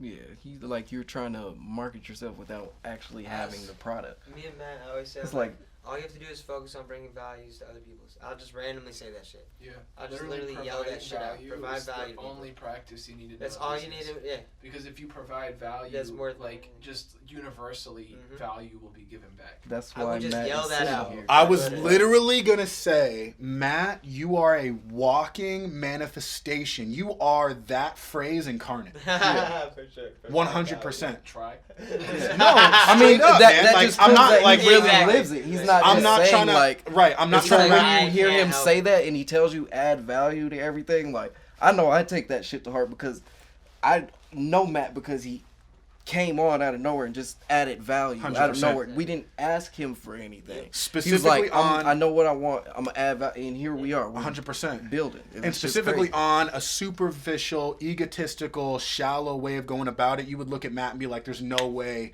you are fire in this hip hop shit, bro." Yeah. Just like a lot of individuals, you know what I mean? You would look at Alicia Keys' engineer that's literally been with her since the fucking first piano, and she looks like a fucking Kinko's manager. Most people but it doesn't matter. She's worked hard to provide that skill set. Matt, literally, I can't put a list down on the things that you're proficient at, and you're priceless, man. You know what I mean? Like, there's no fucking way we're gonna sit and interview niggas solid for a month and get somebody to replace what you do for Odd Squad and for the pod. And it's because you've built that within yourself. You've literally, we can't ignore you. You know what I mean? And like, that's fire. Like, that's an example of what to do. To ignore him, because I've seen him add value. I wouldn't just be like, hey, you know what? Fuck your opinion. You're fired. Sadly enough, motherfuckers really be doing that though. My album I shouldn't announce my album before I make it. I would probably listen to Matt. You know what I'm saying? I see where you're going with this. It's funny because I thought when I saw that post originally, before Matt even reposted it, I thought about the same thing. I was like, damn, that was really crazy, because I looked at Chance and Pat, like at me, and I was like, that's very like interesting to take note of. You know so what I mean? Chance the Rapper fired his manager.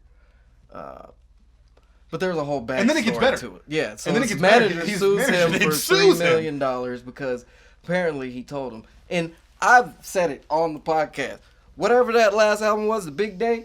That shit was trash, bro. Oh, I still no. haven't went back to listen to it. I liked some of the songs on It was great, but it man. didn't hit me until March. He dropped it in July. It didn't hit me until March. I remember that So, text because I think was the only that one out of this group that seasonally, appreciated it. That the spring would have been a better time for that vibe of that album.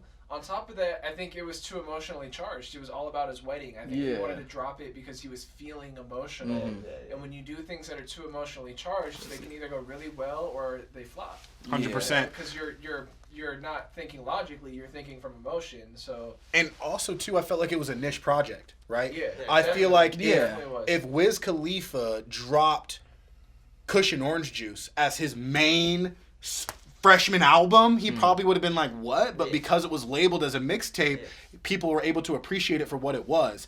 I felt like that was a niche project. That's a project that you drop with no promotion like in the Christmas between shit your that albums. they did Yeah. with Jeremiah 100%. shit, You know what I mean? Like, that's Yeah. something that you do because your fan base, after eating up the main topics and the demographics that they've been waiting for, because the Chance fan base, that was also a big thing.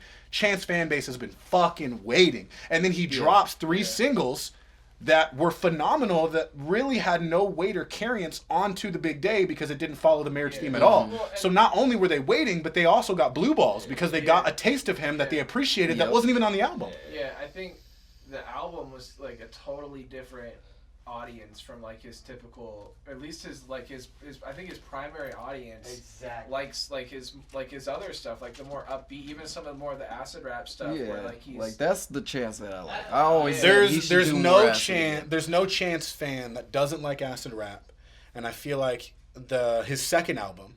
What was his second album that everybody really loved? Coloring Book. The But Coloring see, Book that's they why really it loved was too. a And big deal that this shit flopped because that was his debut album. When he already had 2-3 albums out that were all original music, but that's when Kill Your Baby, people folk. just call it mixtapes and shit. Kill Your Baby, folk. But For real. Coloring Book or Acid Rap is his best all-around project. Yeah. I don't know. I probably Coloring Book I say is his best all-around project. And you know what's funny? Coloring Book was very religious. Yeah. You know what I mean? Yeah. It wasn't marriage themed, but he it was wasn't super over the top. He was like, super thrown in your unapologetic. face. I mean, kind of. There's a couple songs in Coloring Book where like he starts by saying, "I talk to Jesus when no one's watching." Well, yeah, but You know I'm what I not mean? saying Like, like the whole come thing on. was not like overbearing. Yeah, I with feel it. like Coloring Book felt more fun to me. It felt more vibrant. It felt more well-rounded in terms of sound. Well, also But too, The Big Day was all about his relationships marriage. and It was all about his commitment. marriage. And Yeah. Pat said it was freestyle driven, like Yeah, so he and I was can in the totally hear booth just that. like, and that's I why I can- well, didn't Hot like Shower. it I because mean, come on. I Yeah. like when Chance takes his Hot Shower was a time and he's a freestyle. writer. Yeah. Like Yeah. you can tell when he sits down and he writes some shit, and it's really good. Like one of Big my favorite Fish. projects, Bro, the hook for Big Fish. I don't care what anybody There's a couple of says. songs on there I really When like. if you guys are knocking the Big Day and you haven't listened to the album yet, just before you judge the album, go listen to. I just said it. Big Fish. Yeah, go listen to Big Fish with Gucci Mane. That hook is one of the most well orchestrated hooks of that year. 100%. But and then Surf, you guys remember Surf? Him and Donnie Trumpet, and it was just a bunch of crazy ass different artists. It was like Donnie Trumpet and the Social Experiment, which was his band. And Chance featured on a few songs, but it had like mad features, and it was just like I think Erykah Badu was on that shit at some point, and Pat the manager had a big hand in it. Could you imagine like okay, so they're independent totally as they say, like the scheduling and shit that you would have to do to orchestrate all these big people, like all the paperwork and labels that you have to deal with. 100%. Like, and I don't know haven't about really heard Badu. I Chance think say you might much, just have to so- find the stream that she's at and ask her But in a certain way. You know what I mean? yeah, Find the fucking babbling brook that she's sitting next to, and get a riddle answered, and then maybe she'll do a project with you. I don't think you got to talk to her P&R agents. Like Erykah Badu is a different animal. You gotta like summon her. you gotta burn Erykah her Badu can incense only be made out of her conjured. pen. She hasn't walked Yeah, she in is fucking conjured, years. yeah. 100%, bro. Hey, big shouts out to Badu. I feel like she is the only living spirit animal next to Bill Murray. Every time I see her, I'm like, I wish she was my grandma. Yeah, she's your grandma. She is my Tell grandma. me- She's everybody's she's grandma. everybody's She's grandma. everybody's That's what it feels grandma, like. bro. She's Mother Earth's That's grandma. what it feels like. Yeah. Yeah, there's no person that is not going to feel comfortable if Erykah Badu looked at them and said, "Baby," whatever they were talking about. What you doing, baby? After that. Fucking Just call up. me baby first. Fucking up, Badu. I don't know what I'm doing. But I mean, I'm gonna stay glued to this case here because I mean, I've read a couple articles and they all kind of seem from like kind of one-sided to Pat's What if they're point. just trying to But I do promote understand that, like, it's a big deal that they didn't have. They only have a verbal agreement. Has What? Chance said anything about this yet? I think because so now after he fired Pat, he's managed by his brother and his dad, and I've read something that they put out a statement just basically saying that they don't owe him that money or whatever that he was paid. Yeah. So I don't know. Either way, I think that man's entitled to a sunset clause. Yeah. Like he needs at least a sunset clause. Even though they had a He's verbal carried agreement, him through. And up that's until the now. thing. So- If he could prove the deposits from the 15% Yeah. he's been getting, that's all he needs. Regardless of unpaid commissions, that man I think is owed a sunset clause, which is where like you get paid for X amount of years after your termination because of the money generated from relationships you helped negotiate and things. That Wow, you put in place. 100%. Yeah, like- watch the sunset. And like that's pretty standard in the industry. Is like And, managers have anywhere from like a 3 to 5 year sunset. 100%. Where it's like even after separation, they get paid for a couple of years after separation, and sometimes the commissions even go down. Like it might go from like 20% 1 year to 15% to 10% to 5% to eventually 0. And let's be real. On paper, just from the time that he spent with him and the level that Chance the Rapper's career is at, just on paper, he deserves that sunset. But at the same time, let's look at fucking Chance's career. This motherfucker got that big without selling one song in the world of digital dominance. Yeah, they made a. He didn't buy one. Paved the No lane one for paved their one own. track. Like Yeah. they That's did something insane. Nobody else has done. So, As a manager, movements like that are not only sought after, they're 100% unprecedented. As an artist, you can't even expect that from the highest industry getting you 6-figure, 7-figure managers. Yeah.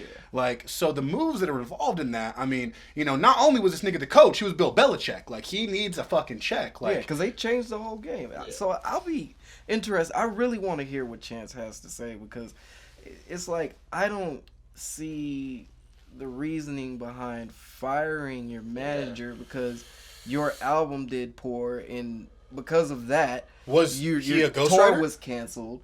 Was it's Pat a like, ghostwriter? why would I Was be he mad executive at you producer? especially if it's true, like he told him, like, bro, I don't think you should announce the album when you have a wedding coming up. You have So a the lot of shit going variables on. I think of are like does Chance feel like Pat didn't do as much for the album to make it successful because of his feelings about the timing. You know what I mean? Like, did he not? Put in 100% right. Because He was more focused on, So you'll see. that's one of the variables I thought Right. about. I also thought like maybe Chance's dad is getting in Chance's ear and saying like, "Yo, Pat's not doing enough," or "He's fucking up," and like when somebody close to you starts getting in your ear, that can influence your perception. 100%. So, I don't know. I think there's more to the story. Like clearly there's more than what just Pat's lawsuit says. But Yeah, 100%.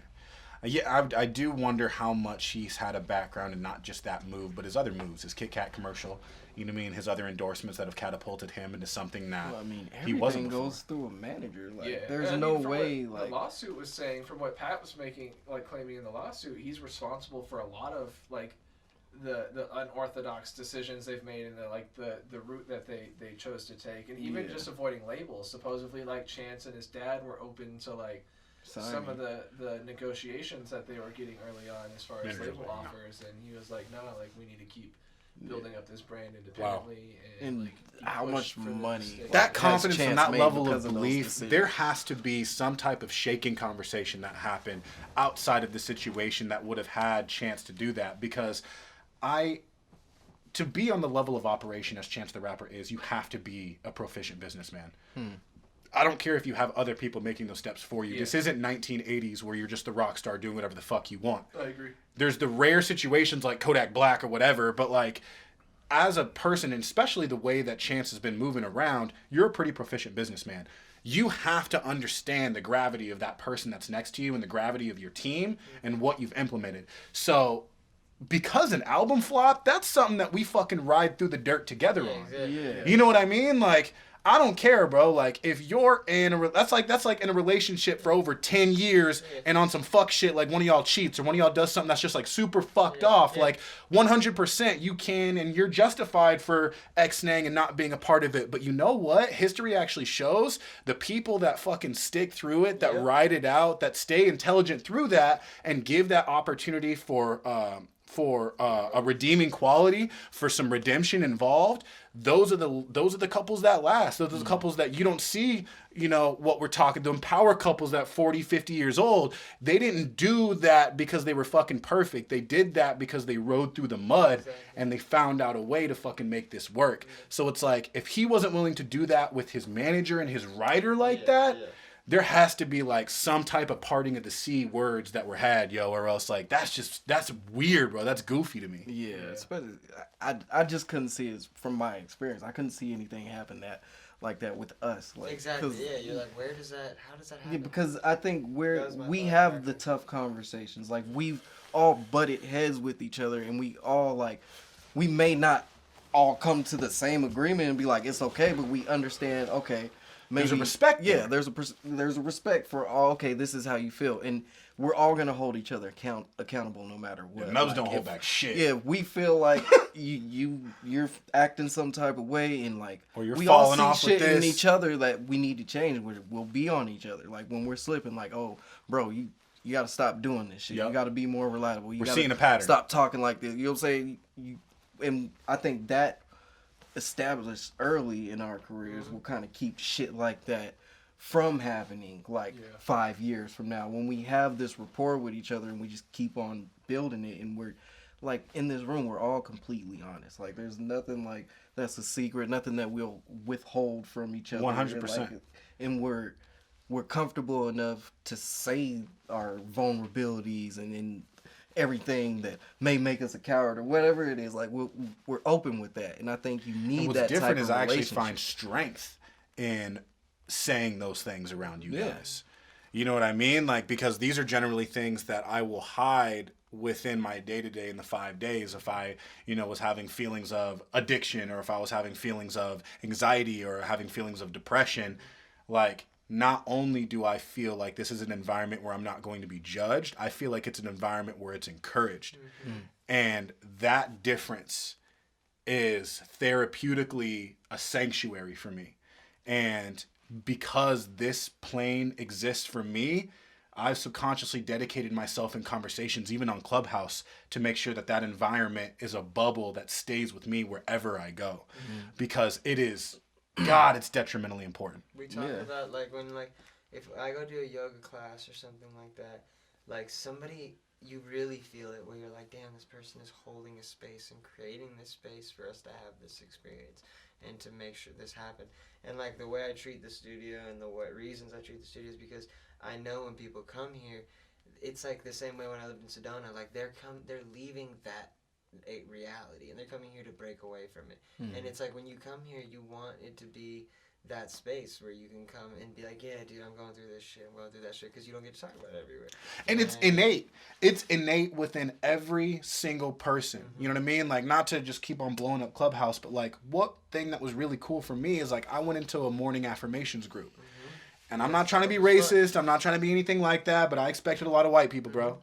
Like, I expected a lot of fucking uppity Starbucks going chai tea sippers. And when I got in there, it was a lot of, yo, my nigga, I fuck with you, bro. I've been seeing you in Clubhouse. You doing big shit. And man, hey, for real, I was in a big fucking slump. And what you just said will actually really help me out, bro. Real talk, bro. Yeah. I fuck with you. I'm like, I was mind blown.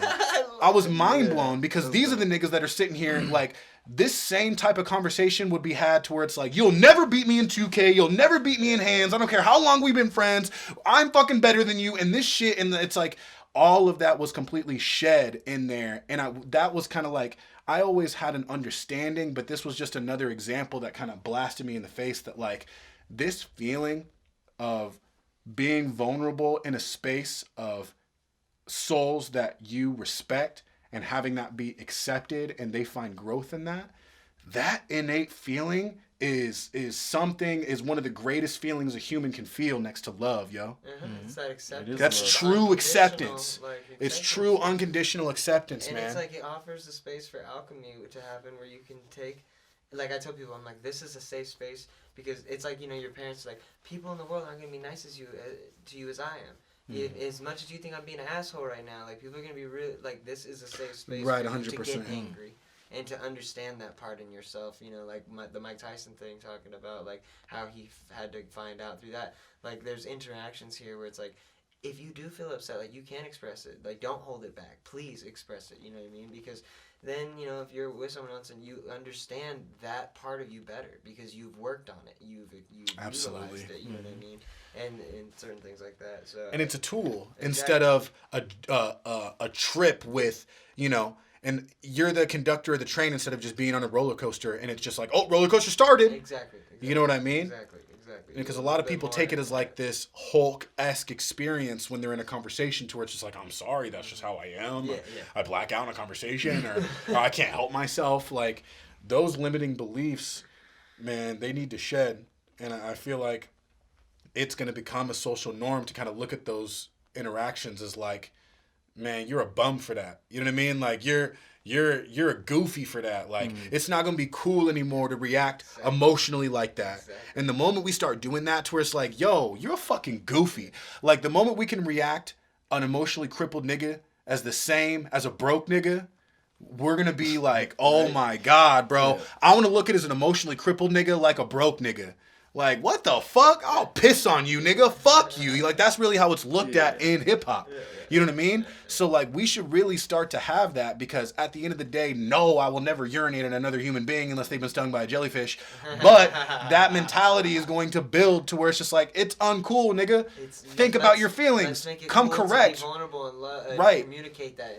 Like, it's like, bro, hit their ego, bro, because the only reason why they feel that way is because of their ego, because they feel like it's the accepted route to be as hard as possible. Nah, man, what's really hard is when you can act soft, and when someone challenges you, then you beat their ass. You know what I mean? Like, that's the real hard. I would be in situations where people are in my face screaming, and I'm like, dude, I just want to give you a hug right now. And they would get even more angry, but it was like they never could. In a weird way, I always felt like protected, like, because I'm like, my intention is just, I'm like, really just trying to understand this human being, you know what I mean? But and they couldn't accost you. Yeah.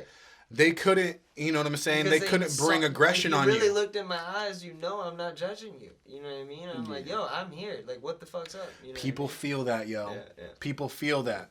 You know what I mean? Some people are intimidated by that. And why aren't you judging me? Like, yeah. Everybody judges everybody. I'm judging you right now for not judging People get me. freaked out because half the time, like, they'll be like, I don't, like, does Josh want something from me or something? I'm like, no, I literally am not expecting anything from anyone, you know? Like, it's like, relationships are definitely, I think, something that we as a collective need to bring more awareness to in how we, like, affect each other and things like that, and just, like, the spaces we create together, you know? The spaces we create together. I was having this conversation with my people earlier today.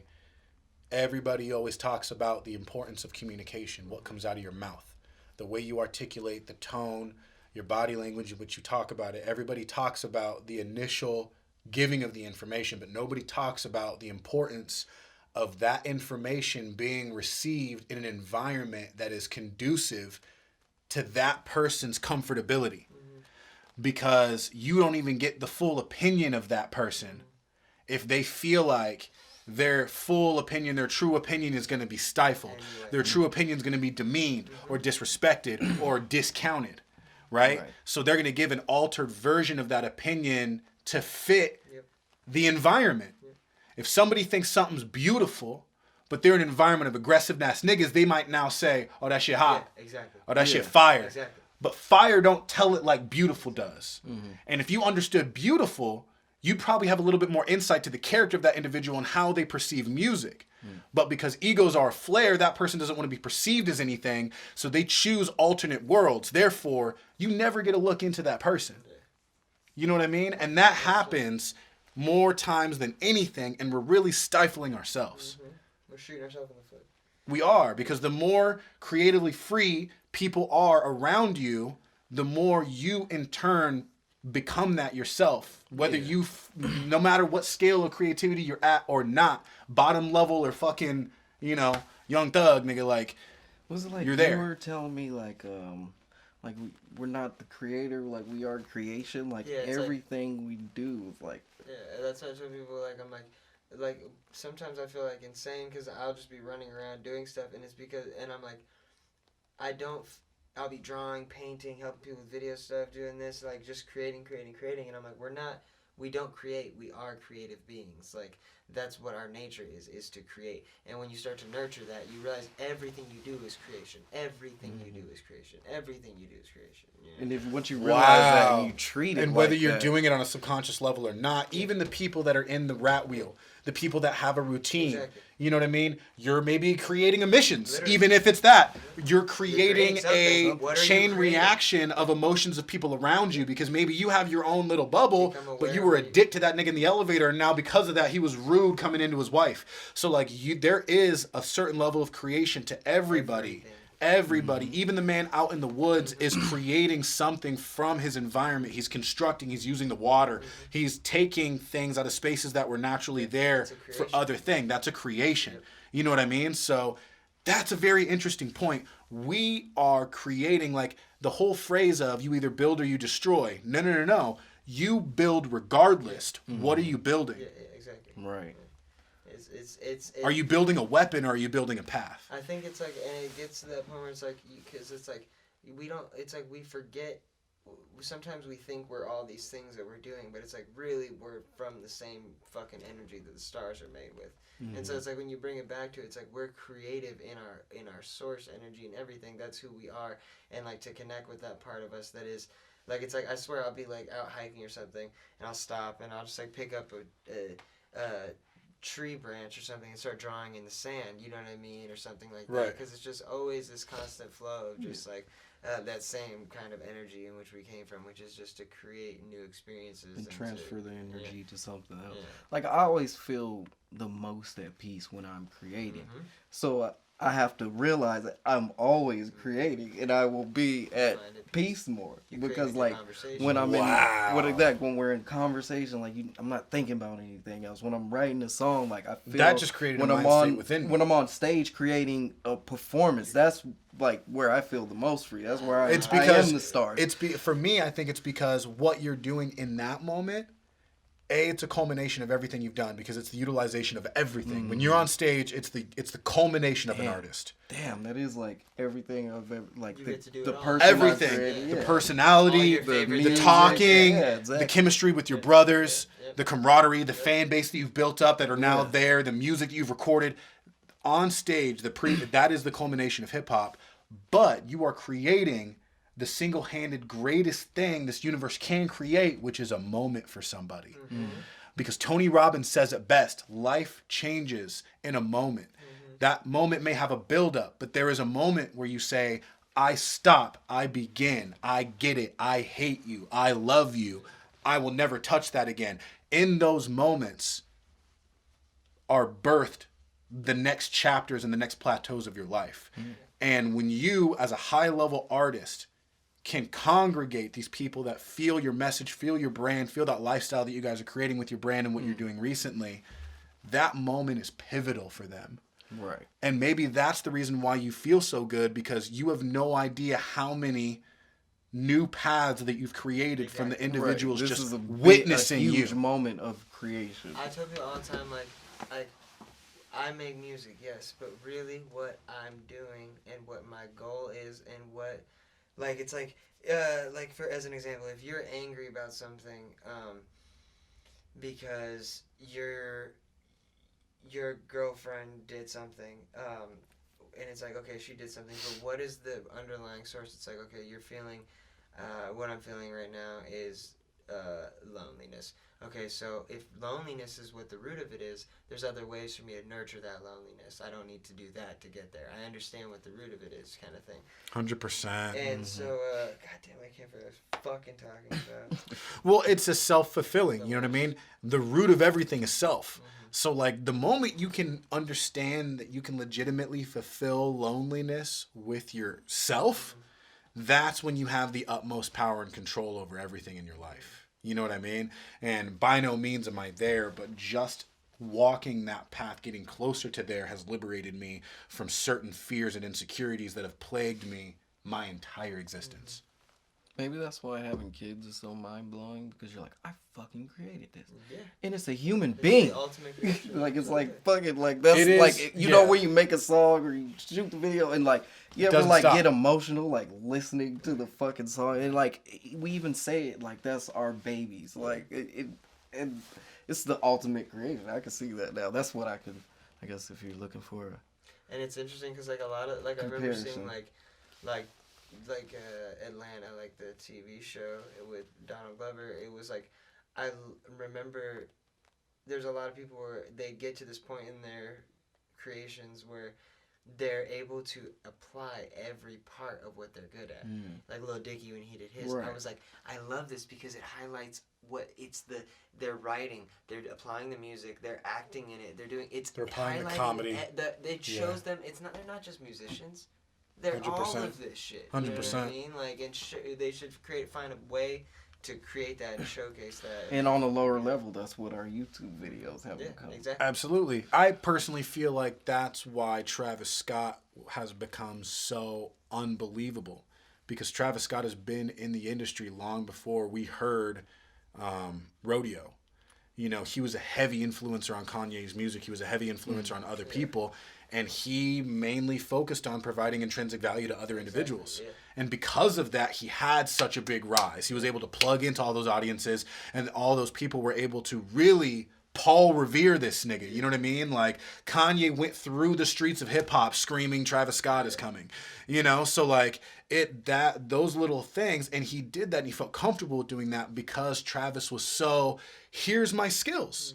Here, I'm unabashedly willing to give it to you just for the experience of this moment. And I felt like Kanye felt that so hard that he was like, oh yeah, you're getting full Kanye treatment. Like, the best thing that Kanye can do for you, that's what I'm going to do. Which is, I feel like that's what he did for Travis Scott. Like, he really put him on a platform. For sure. You know? And it's just like, I love that, man. You know? It's bringing value. And just kind of like what you're talking about with the whole kids thing, that forces a perspective out of you. Mm-hmm. There's going to be beautiful moments. There's going to be sad moments, but you don't know when those are going to happen. You know there's going to be more there's going to be more good than bad. And you know, even with those bad, you would never take away those experiences, and you would never let those bad moments stop you from moving forward with it, because of the possibility of those huge, great, beautiful epiphanies that happen with kids. Right. And also straight up happen with psychedelics when you can use them in a proper manner.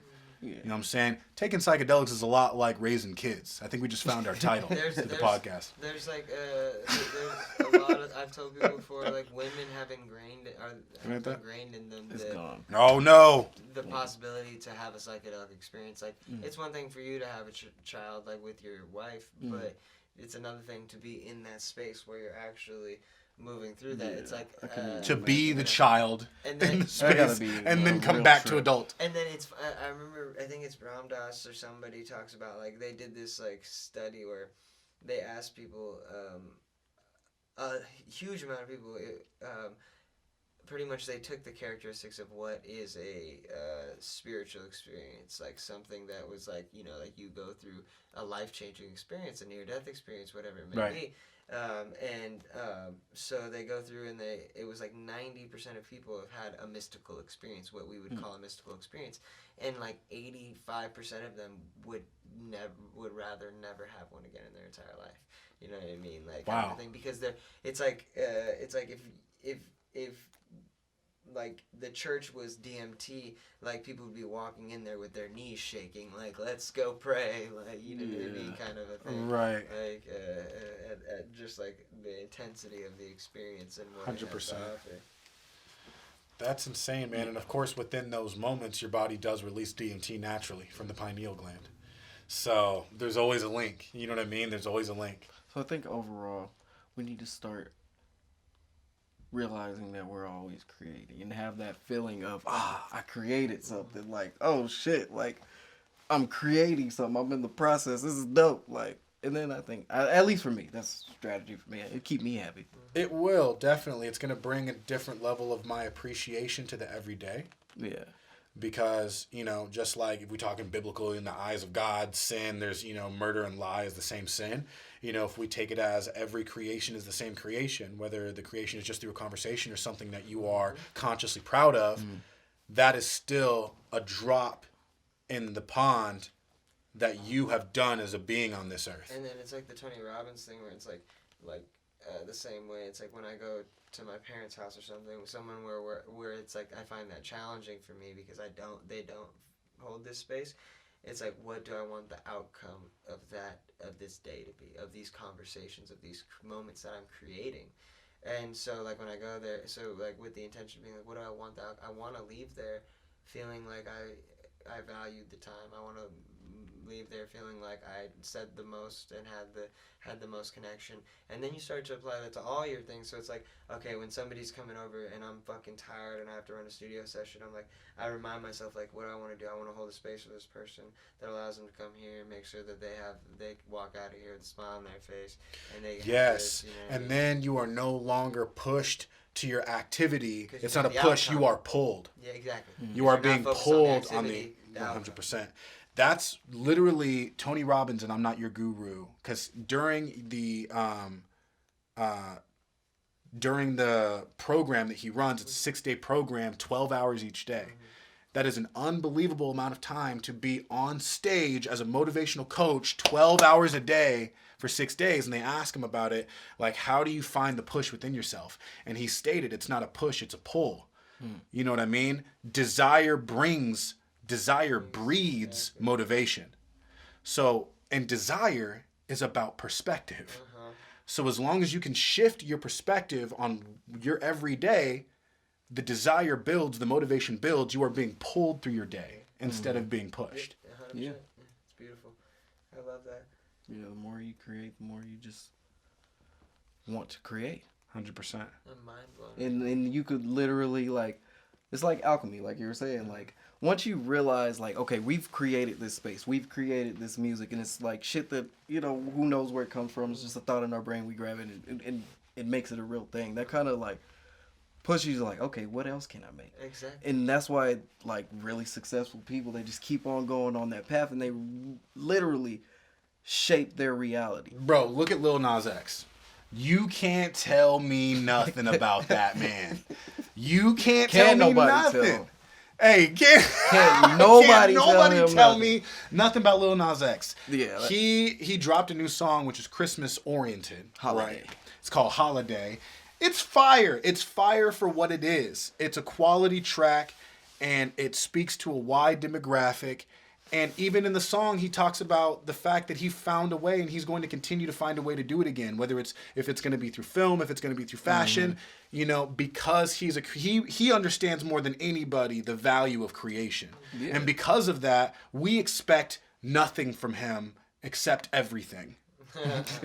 I don't know. His next track could be a fucking Mambo number 6, and I fully expected it, but didn't. Yeah, I had no idea what he was gonna come back with, but like he had a hand in the music video. The music video is crazy as fuck. Music video is very. He has a hand in his wardrobe and shit. I was watching him. He did a performance for some online type show, and he had this like pink, kind of like his style, like right. He said it was inspired by Lava Girl.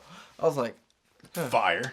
But like just to be that creative and actually make that shit, like he's one of those alchemists, like he's really shaped this shit, and then people would have thought like this Old Town Road kid, what the fuck, but he's fucking doing it. So shout out to Lil Nas X. Yeah, man. I don't care what industry, what lane you're in. You know what I'm saying? I don't care what industry, what lane you're in. Be more like Lil Nas X. Create the world around you that you want to have and the perception that you want to give to everybody else, because he running that. Facts. Well, I think it's time we get into the real important stuff that we've been missing out this whole month. The number one thing. Grogu. They gave that little nigga a name. Grogu. Wow. And you know what? For all of you people that are about to go, Grogu, I don't know what it is. We're about to give Mandalorian spoilers, okay? Bad spoilers. And we did it. This is very courteous of us. We did it way into the podcast.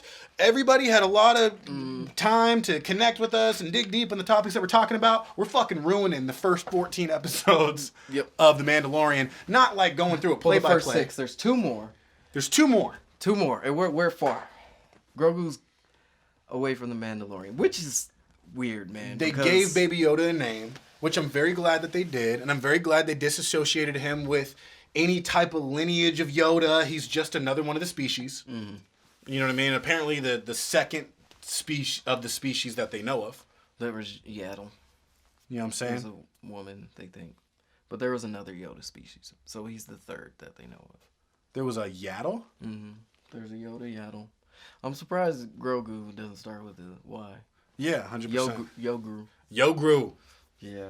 So I really like how the season is going. I think the first few episodes, they really show like him taking on that father role and them like really bonding, and you can see like he's starting to really like love this kid. And elements of the episodes are reminiscent of the first season, because the first season, what I like about it is all of the plot lines are like isolated plot lines. Mm-hmm. You know what I mean? Like the plot line of that episode begins and ends on that episode. Mm-hmm. And I love that. So it's just kind of like that reoccurring. So they had a little bit of that in season 2, but then they started getting in the motherfucking thick of it. And, you know, I'm thinking we're probably not going to get much of that. We're probably going to get in the next season maybe 1, maybe 2 episodes where it's kind of like that sideline fun story of traveling to a different planet, helping out with this character. Other than that, we are deep in the main Mandalorian plot. They fucking took Grogu. Yeah, the thing that was insane. That they're doing with this season that the last season didn't really make me do is go back and start watching and start paying attention to the whole canon of Star Wars, because I'm like invested. I need to know, okay, so what are they trying to do with They Grogu? started implementing characters that were actually Ahsoka in past Star shit. Wars. Like I'm like, I've always seen that character just from the cartoon Star Wars. I never got into it. Right. The Clone Wars and the recent one that they made, but I've never got into it. But watching her character, Rosario Dawson playing her, I'm like, yo, this shit is hard. Rosario Dawson was not believable. Let me just say this, comic book world. Why the fuck is Rosario Dawson a part of like a mafia? Does she have like a godfather that just loves nerdy shit and just threatens the lives of any directors to put them in their fucking show? You like, fuck with her character? Rosario Dawson, she's saturated for me, man. Like, she was out there fucking Daredevil. She was out there fucking Iron Fist. She turned around, wanted some from Luke Cage. Had significant roles in every single one of those episodes, really just because she stuck her nose in their fucking business.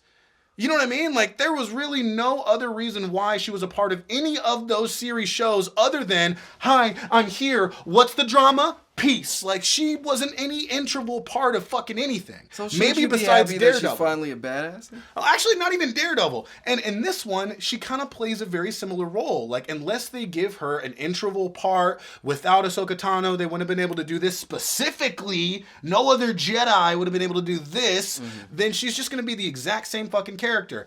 I'm here. I'm nosy. I'm here to shake shit up. Peace. And it's just like, yo, like, why do you find yourself in every fucking fantasy comic book series show? Like, because she's fuck out of my face. Actress, fam. Bro, she was dope in a couple things, man. She was not dope in The Mandalorian. Like, she was solid. She didn't fuck it up. Like, have resumes and they list like what kind of roles and like films they are good at and what they're looking for. Be typecast. I've seen her in dramas. I love Rosario Dawson as an actress. I've seen her in dramas, and she's fire in dramas, yo. Like, I don't even know who we're talking about, but Gamora. No, that's not Gamora. Wait, Gamora is Zoe Saldana. Oh, is that not the same person? Not at all. My bad. You know what I'm saying? Don't know. See, you know what I'm saying? They have the same face to me. Sorry. I think she was in Rent. Rosario Dawson. Maybe it was just the makeup. She was phenomenal. Okay, so now you wouldn't like it. You wouldn't like Rent. No, it's a musical about AIDS, right? Sounds terrible. I mean, it's not about AIDS, but yeah. It's a musical. AIDS involved. AIDS is involved. AIDS is a plot line, right? Intricate part of the plot, yeah. Okay, so it's a musical about AIDS. It's woven in there, pretty nice, pretty slick. Yeah. They got the AIDS line in there, pretty slick. But I'm pretty excited for this Star Wars shit. I originally thought they were going to do like a spin-off show with her, but I guess she just signed on for like a trilogy. So God, man, if they do a we're spin-off getting back show into the from her. movies. You know what? Actually, if they do a spin-off show from her, I'm cool with that. Because she's got her own shit. All right? Yeah. Now they have no, choice but to put her in an integral part of the shit because she's the goddamn main character. You think they're going to kill Mando? No. They could kill Din Djarin, the Mandalorian, because there's more Mandalorians and the show could still be called The Mandalorian. Nah, it's Or specifically Grogu about... could take on the mantle. I think It's and they could specifically give him about little his armor. storyline. This guy. Yeah, I think we're gonna follow this guy for a while. Because I think they just from what I'm seeing, they might be setting up him dying. Like you see him lose fucking everything. This season has kind of been dark. Like that last episode when they blew up his fucking ship and took his baby. Man, I don't he think... might risk it all. They to give you fucking- dismay, but he's never been rattled as himself. You know what I mean? If he dies, it's not happening this season. People. And we I only could see seen that his in face the once, Yeah. so we're not like emotionally attached to him. people They're definitely not. talk to me like I should. Like I'm like it's like I'm supposed to know this stuff. Like, is everybody watch this show? Absolutely. Like, it sounds like A lot of if people people, watch the show. yo, I'm just like, jeez, I'm like, Yeah, absolutely, Yeah, man. The Mandalorian is the new hot shit. yeah, everybody. And when the show came out, we didn't even know about fucking Baby Yoda, but he's a star, and he just got taken away. I don't know where he's gonna go, man. I'm sad. Bro, see, Jon Favreau is a G, bro. He's so good. Boba Fett, that was dope. hard That as was dope. fuck. That was dope. He came Boba back. Fett came clutch, And bro. when he Like, he came got his clutch, I armor mean. and shit, he was like, I was like, hell yeah, okay. Bro, when he saw the That open shit was hatch, hard. and then, He's dude, like, the way he was running people with, like, the side shooting, Oh, bro, yeah. he was so slick in that suit. That was like, dope to see for sure. and what I loved about the way he moved, he was so proficient. He was way better of a hand-to-hand combatant than Mando. Like, you could tell that, like, he wouldn't have held a candle. Mando in his suit, Boba in his suit, Boba would waste that nigga. I don't care. Even with the Beskar. Like, I'm sorry. Boba would find a way to fuck And you that's up. what you find out this season too, that he's from a different clan of Mandalorian. Like, And that's when you why I think see, they won't like, kill him off, Bo-Katan because and shit, there when he was moving with them, he was like out of place and shit. There was like They're all like, together oh, you're with it. the fucking Yeah, Creed. it Like, was they like- found out, like, when in this last episode, you actually found out his beliefs as the Mandalorian and all of these, like, almost knight-like moralities that he follows. It's like fucking dead language in shit the that he's Mandalorians. lived Like, by. This is the way. Yeah, He like, this found is out, the- like, this this is was an not the way. alternate way. That was not the original way. That's It's not crazy. the way. You're part of a cult, basically. That's wild. you know who is going to be the nastiest, like, resurface? And I think they're going to have it be... I want them to not even, like, bring her back until, like, season 4. But, like, bring the welder back. Don't even... Who's the welder? From season 1... This is what I need to. The season 1 of The Mandalorian, Which one the is girl the who welder? made his Beskar armor, she was also a Mandalorian. Oh, okay, yeah. He And needs she to kill her. had like the welding tools He and needs like to kill fuck, her for sure. 'Cause bro. She that needs is to not come the back. way. That's not the way. That's the way. No, She's he gonna needs come to back kill and her. fuck shit up. Her way is not the way Why?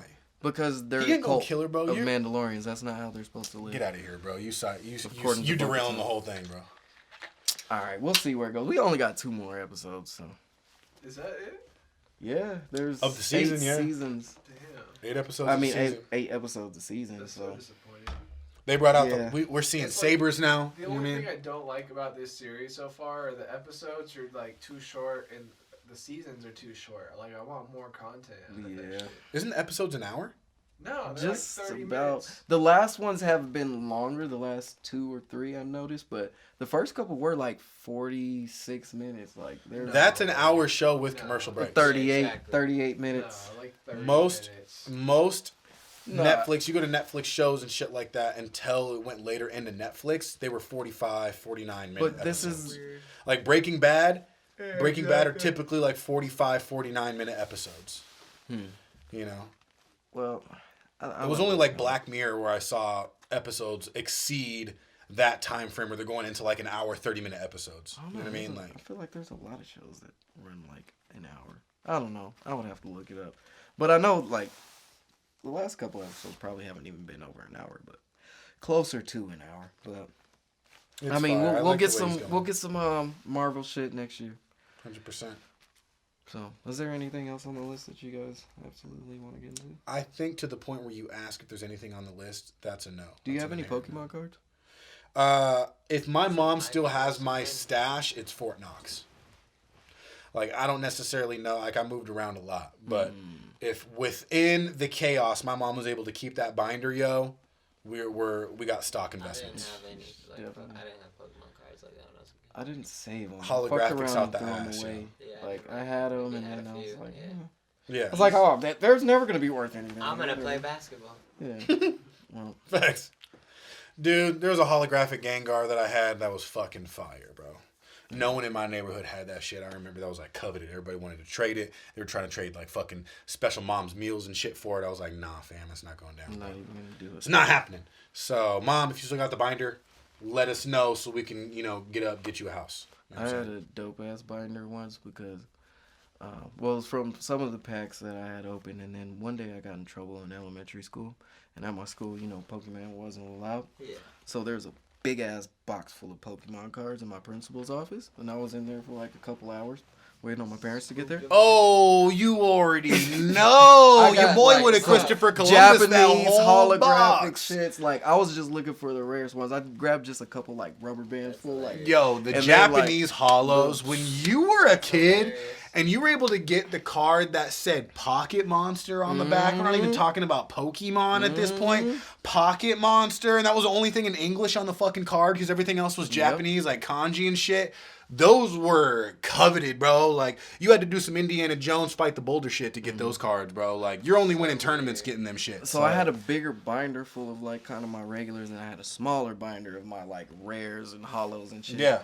And one day I was over at my cousin's house, and we were playing and doing shit. We might have traded a couple cards. I was over for the weekend, and when my mom came to pick me up, I couldn't find my special binder. I could find my regular one. And, it just disappeared. It's the niggas and I've closest to you, never bro. seen it again. Are you kidding that was me? Where I had a Japanese holographic Jolteon. I had a bunch of shit. Your boy would have tore that house up. Like, which I would have jumped. There's a Charizard that's like, they grade cards and shit. It's like a PSA 10. That's like the highest thing you can get. Yes. There's one Charizard that's getting bidded on right now for $500,000.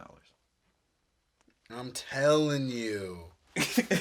Because like since the quarantine, a lot of trading card games like Magic, even like not even like games like trading cards like sports cards and shit, all gone up in value. Yep. Wow, that's crazy, yo. That's the fun thing about little figurines like that. You know what I mean? Like little iconic impressions throughout the country will always have a fluctuating value. You know what I mean? Like trading cards, Pez dispensers, you know what I mean? Like little things that have been like iconic things they're always going to find itself in circulation in some type of financial way. We need to find something to make a very limited quantity of and just place its value very high. Mm-hmm. Like toys that aren't around anymore. Go buy the rest of them up, and like some celebrity's going to talk about them on Twitter, and it's over. Toy and just make it really cool and trendy. Everyone used to have on their fucking keychain.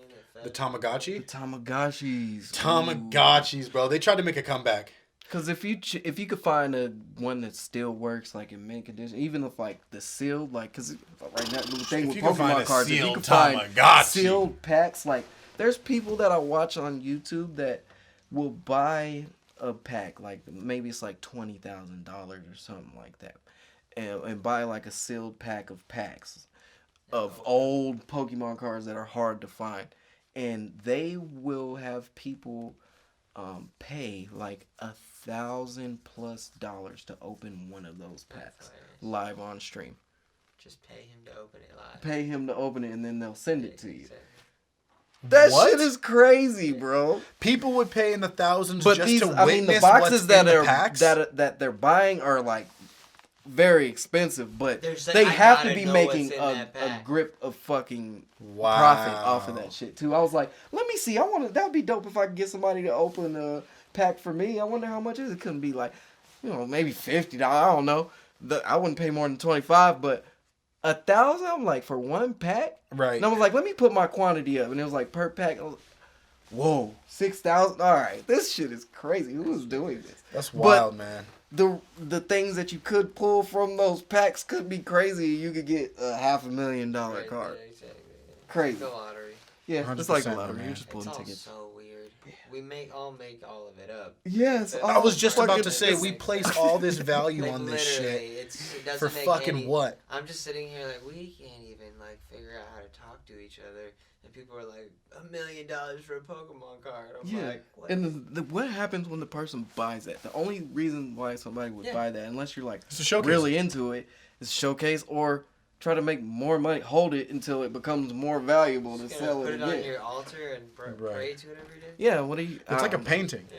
But At that it is point in like time, it's definitely like a you're painting. building assets, You hope that like, the value appreciates over time. You know what I mean? Like yeah. maybe the nigga who designed the Pokemon card dies and that shit Hopefully goes it up. doesn't You know what I mean? get wet. But and then like shit like that is kind of pointless to Paintings. me because like if there was like a really dire situation and you needed like to barter or some shit, when it came down Listen, to say bro, the pandemic I got this goes holographic worse, Charizard. and like you like Like, have we're that gonna shit, need you put metal and tools. yeah, not you put Pokemon $500,000 cards. into this card and like Right. when it comes to like what is your like when they calculate your net worth, if they add your assets and shit, like so what is that worth if it really comes down to it? I We got a need bunch to of barter. Like I got seeds some and all fucking. this. And they're like, I got got this Pokemon Charizard. cards. They're like, let's eat him. Yeah. 100%. That's the softer meat This for is sure. worth $500,000. That is though. the softer meat for Says sure. who? Right. It actually looks like it's a fucking cardboard. You know what's worth $500,000? This Purell bottle, motherfucker. You know what I'm saying? Like, I just killed sorry this about deer it. though, fam. So Our I mean, values are so fucking weird. I will always say that. it's fucking wild. That's crazy. But And yeah, that's- I seen that. I was like, what a that life is of luxury wild. that we live Exactly. We're to where we fucking can put a kings. value in a cardboard, thin piece of fucking cardboard that With can some flutter away shiny in the wind. glitter on it, a little bit. And the fact that has any intrinsic value, you know what I mean, or the fact that the entertainment industry even The itself, fact that people got that much money to spend on that shit, but we got people that are homeless, this, that, people going through Yeah. this. It's like, 100%. damn, it's crazy. yeah, there's foundations for amazing causes that are struggling to keep Yeah, a literally. fan base or even the doors open, And somebody's got $500,000 spent on a card. right? Yeah, I'm like, damn, come on. That they had to have. Yeah, did they have I don't give a fuck who you are or what it is. If you spend over $2 million on it, you had to have it. You know what I mean? Like you're gonna convince yourself. I don't give a fuck that you had to have it. But it's so funny. You can talk yourself into that, but you can't talk yourself into some of the most humane changes that you can make with literally half the money that you spent on that Even fucking the most watch. subtle thing of changing like your diet or something. Yeah. Bro, you know what $250,000 would do to a college? Yeah, exactly. You know what I'm saying? They could fucking build a wing for you. Yeah, literally. You get rid of colleges. Like That's you know what that would do Let's to a build fucking bigger donating that to a rooms like hospital? this. $250,000. This just needs to be on a grand scale. This is college. This is how it started. This is college. Wow. This is grassroots. The floor is university. open to any and everyone. We love you guys. Is that it? I believe Pokemon so. cards? And in a strong note. Yeah, that was very good. Stop pulling value and shit that realistically has zero value at all. Yeah, and you know, I think that's really cool that we ended it And on create. something that people created and it has dumbass value too. And that right there is even more of an ode to the example of build value in yourself. And that is the number one way to build value in your life, is to build value in another individual and to build skills and traits within yourself that other people can see as improvements, as upgrades, as things that they need in their life. Because if somebody can do it over a fucking cardboard card, you can do it over whatever skill you have in your body that you think about. You control your own value. Just raise the motherfucking price, y'all. You know what I'm saying? Be that alchemist. Yeah. Well, make sure you guys hit the subscribe button Please. on the YouTube channel. If you're listening to this on Apple Podcasts, give us a 5 stars and drop a comment. That'll help the algorithms push us up so more people will listen, and it will be easily searchable. Absolutely. More importantly, stay true to yourself. Yeah. Stay healthy. Mm-hmm. Drink your motherfucking water. And love yourselves hardcore. Hard. Because we do. Take care of yourself. Peace out. Peace.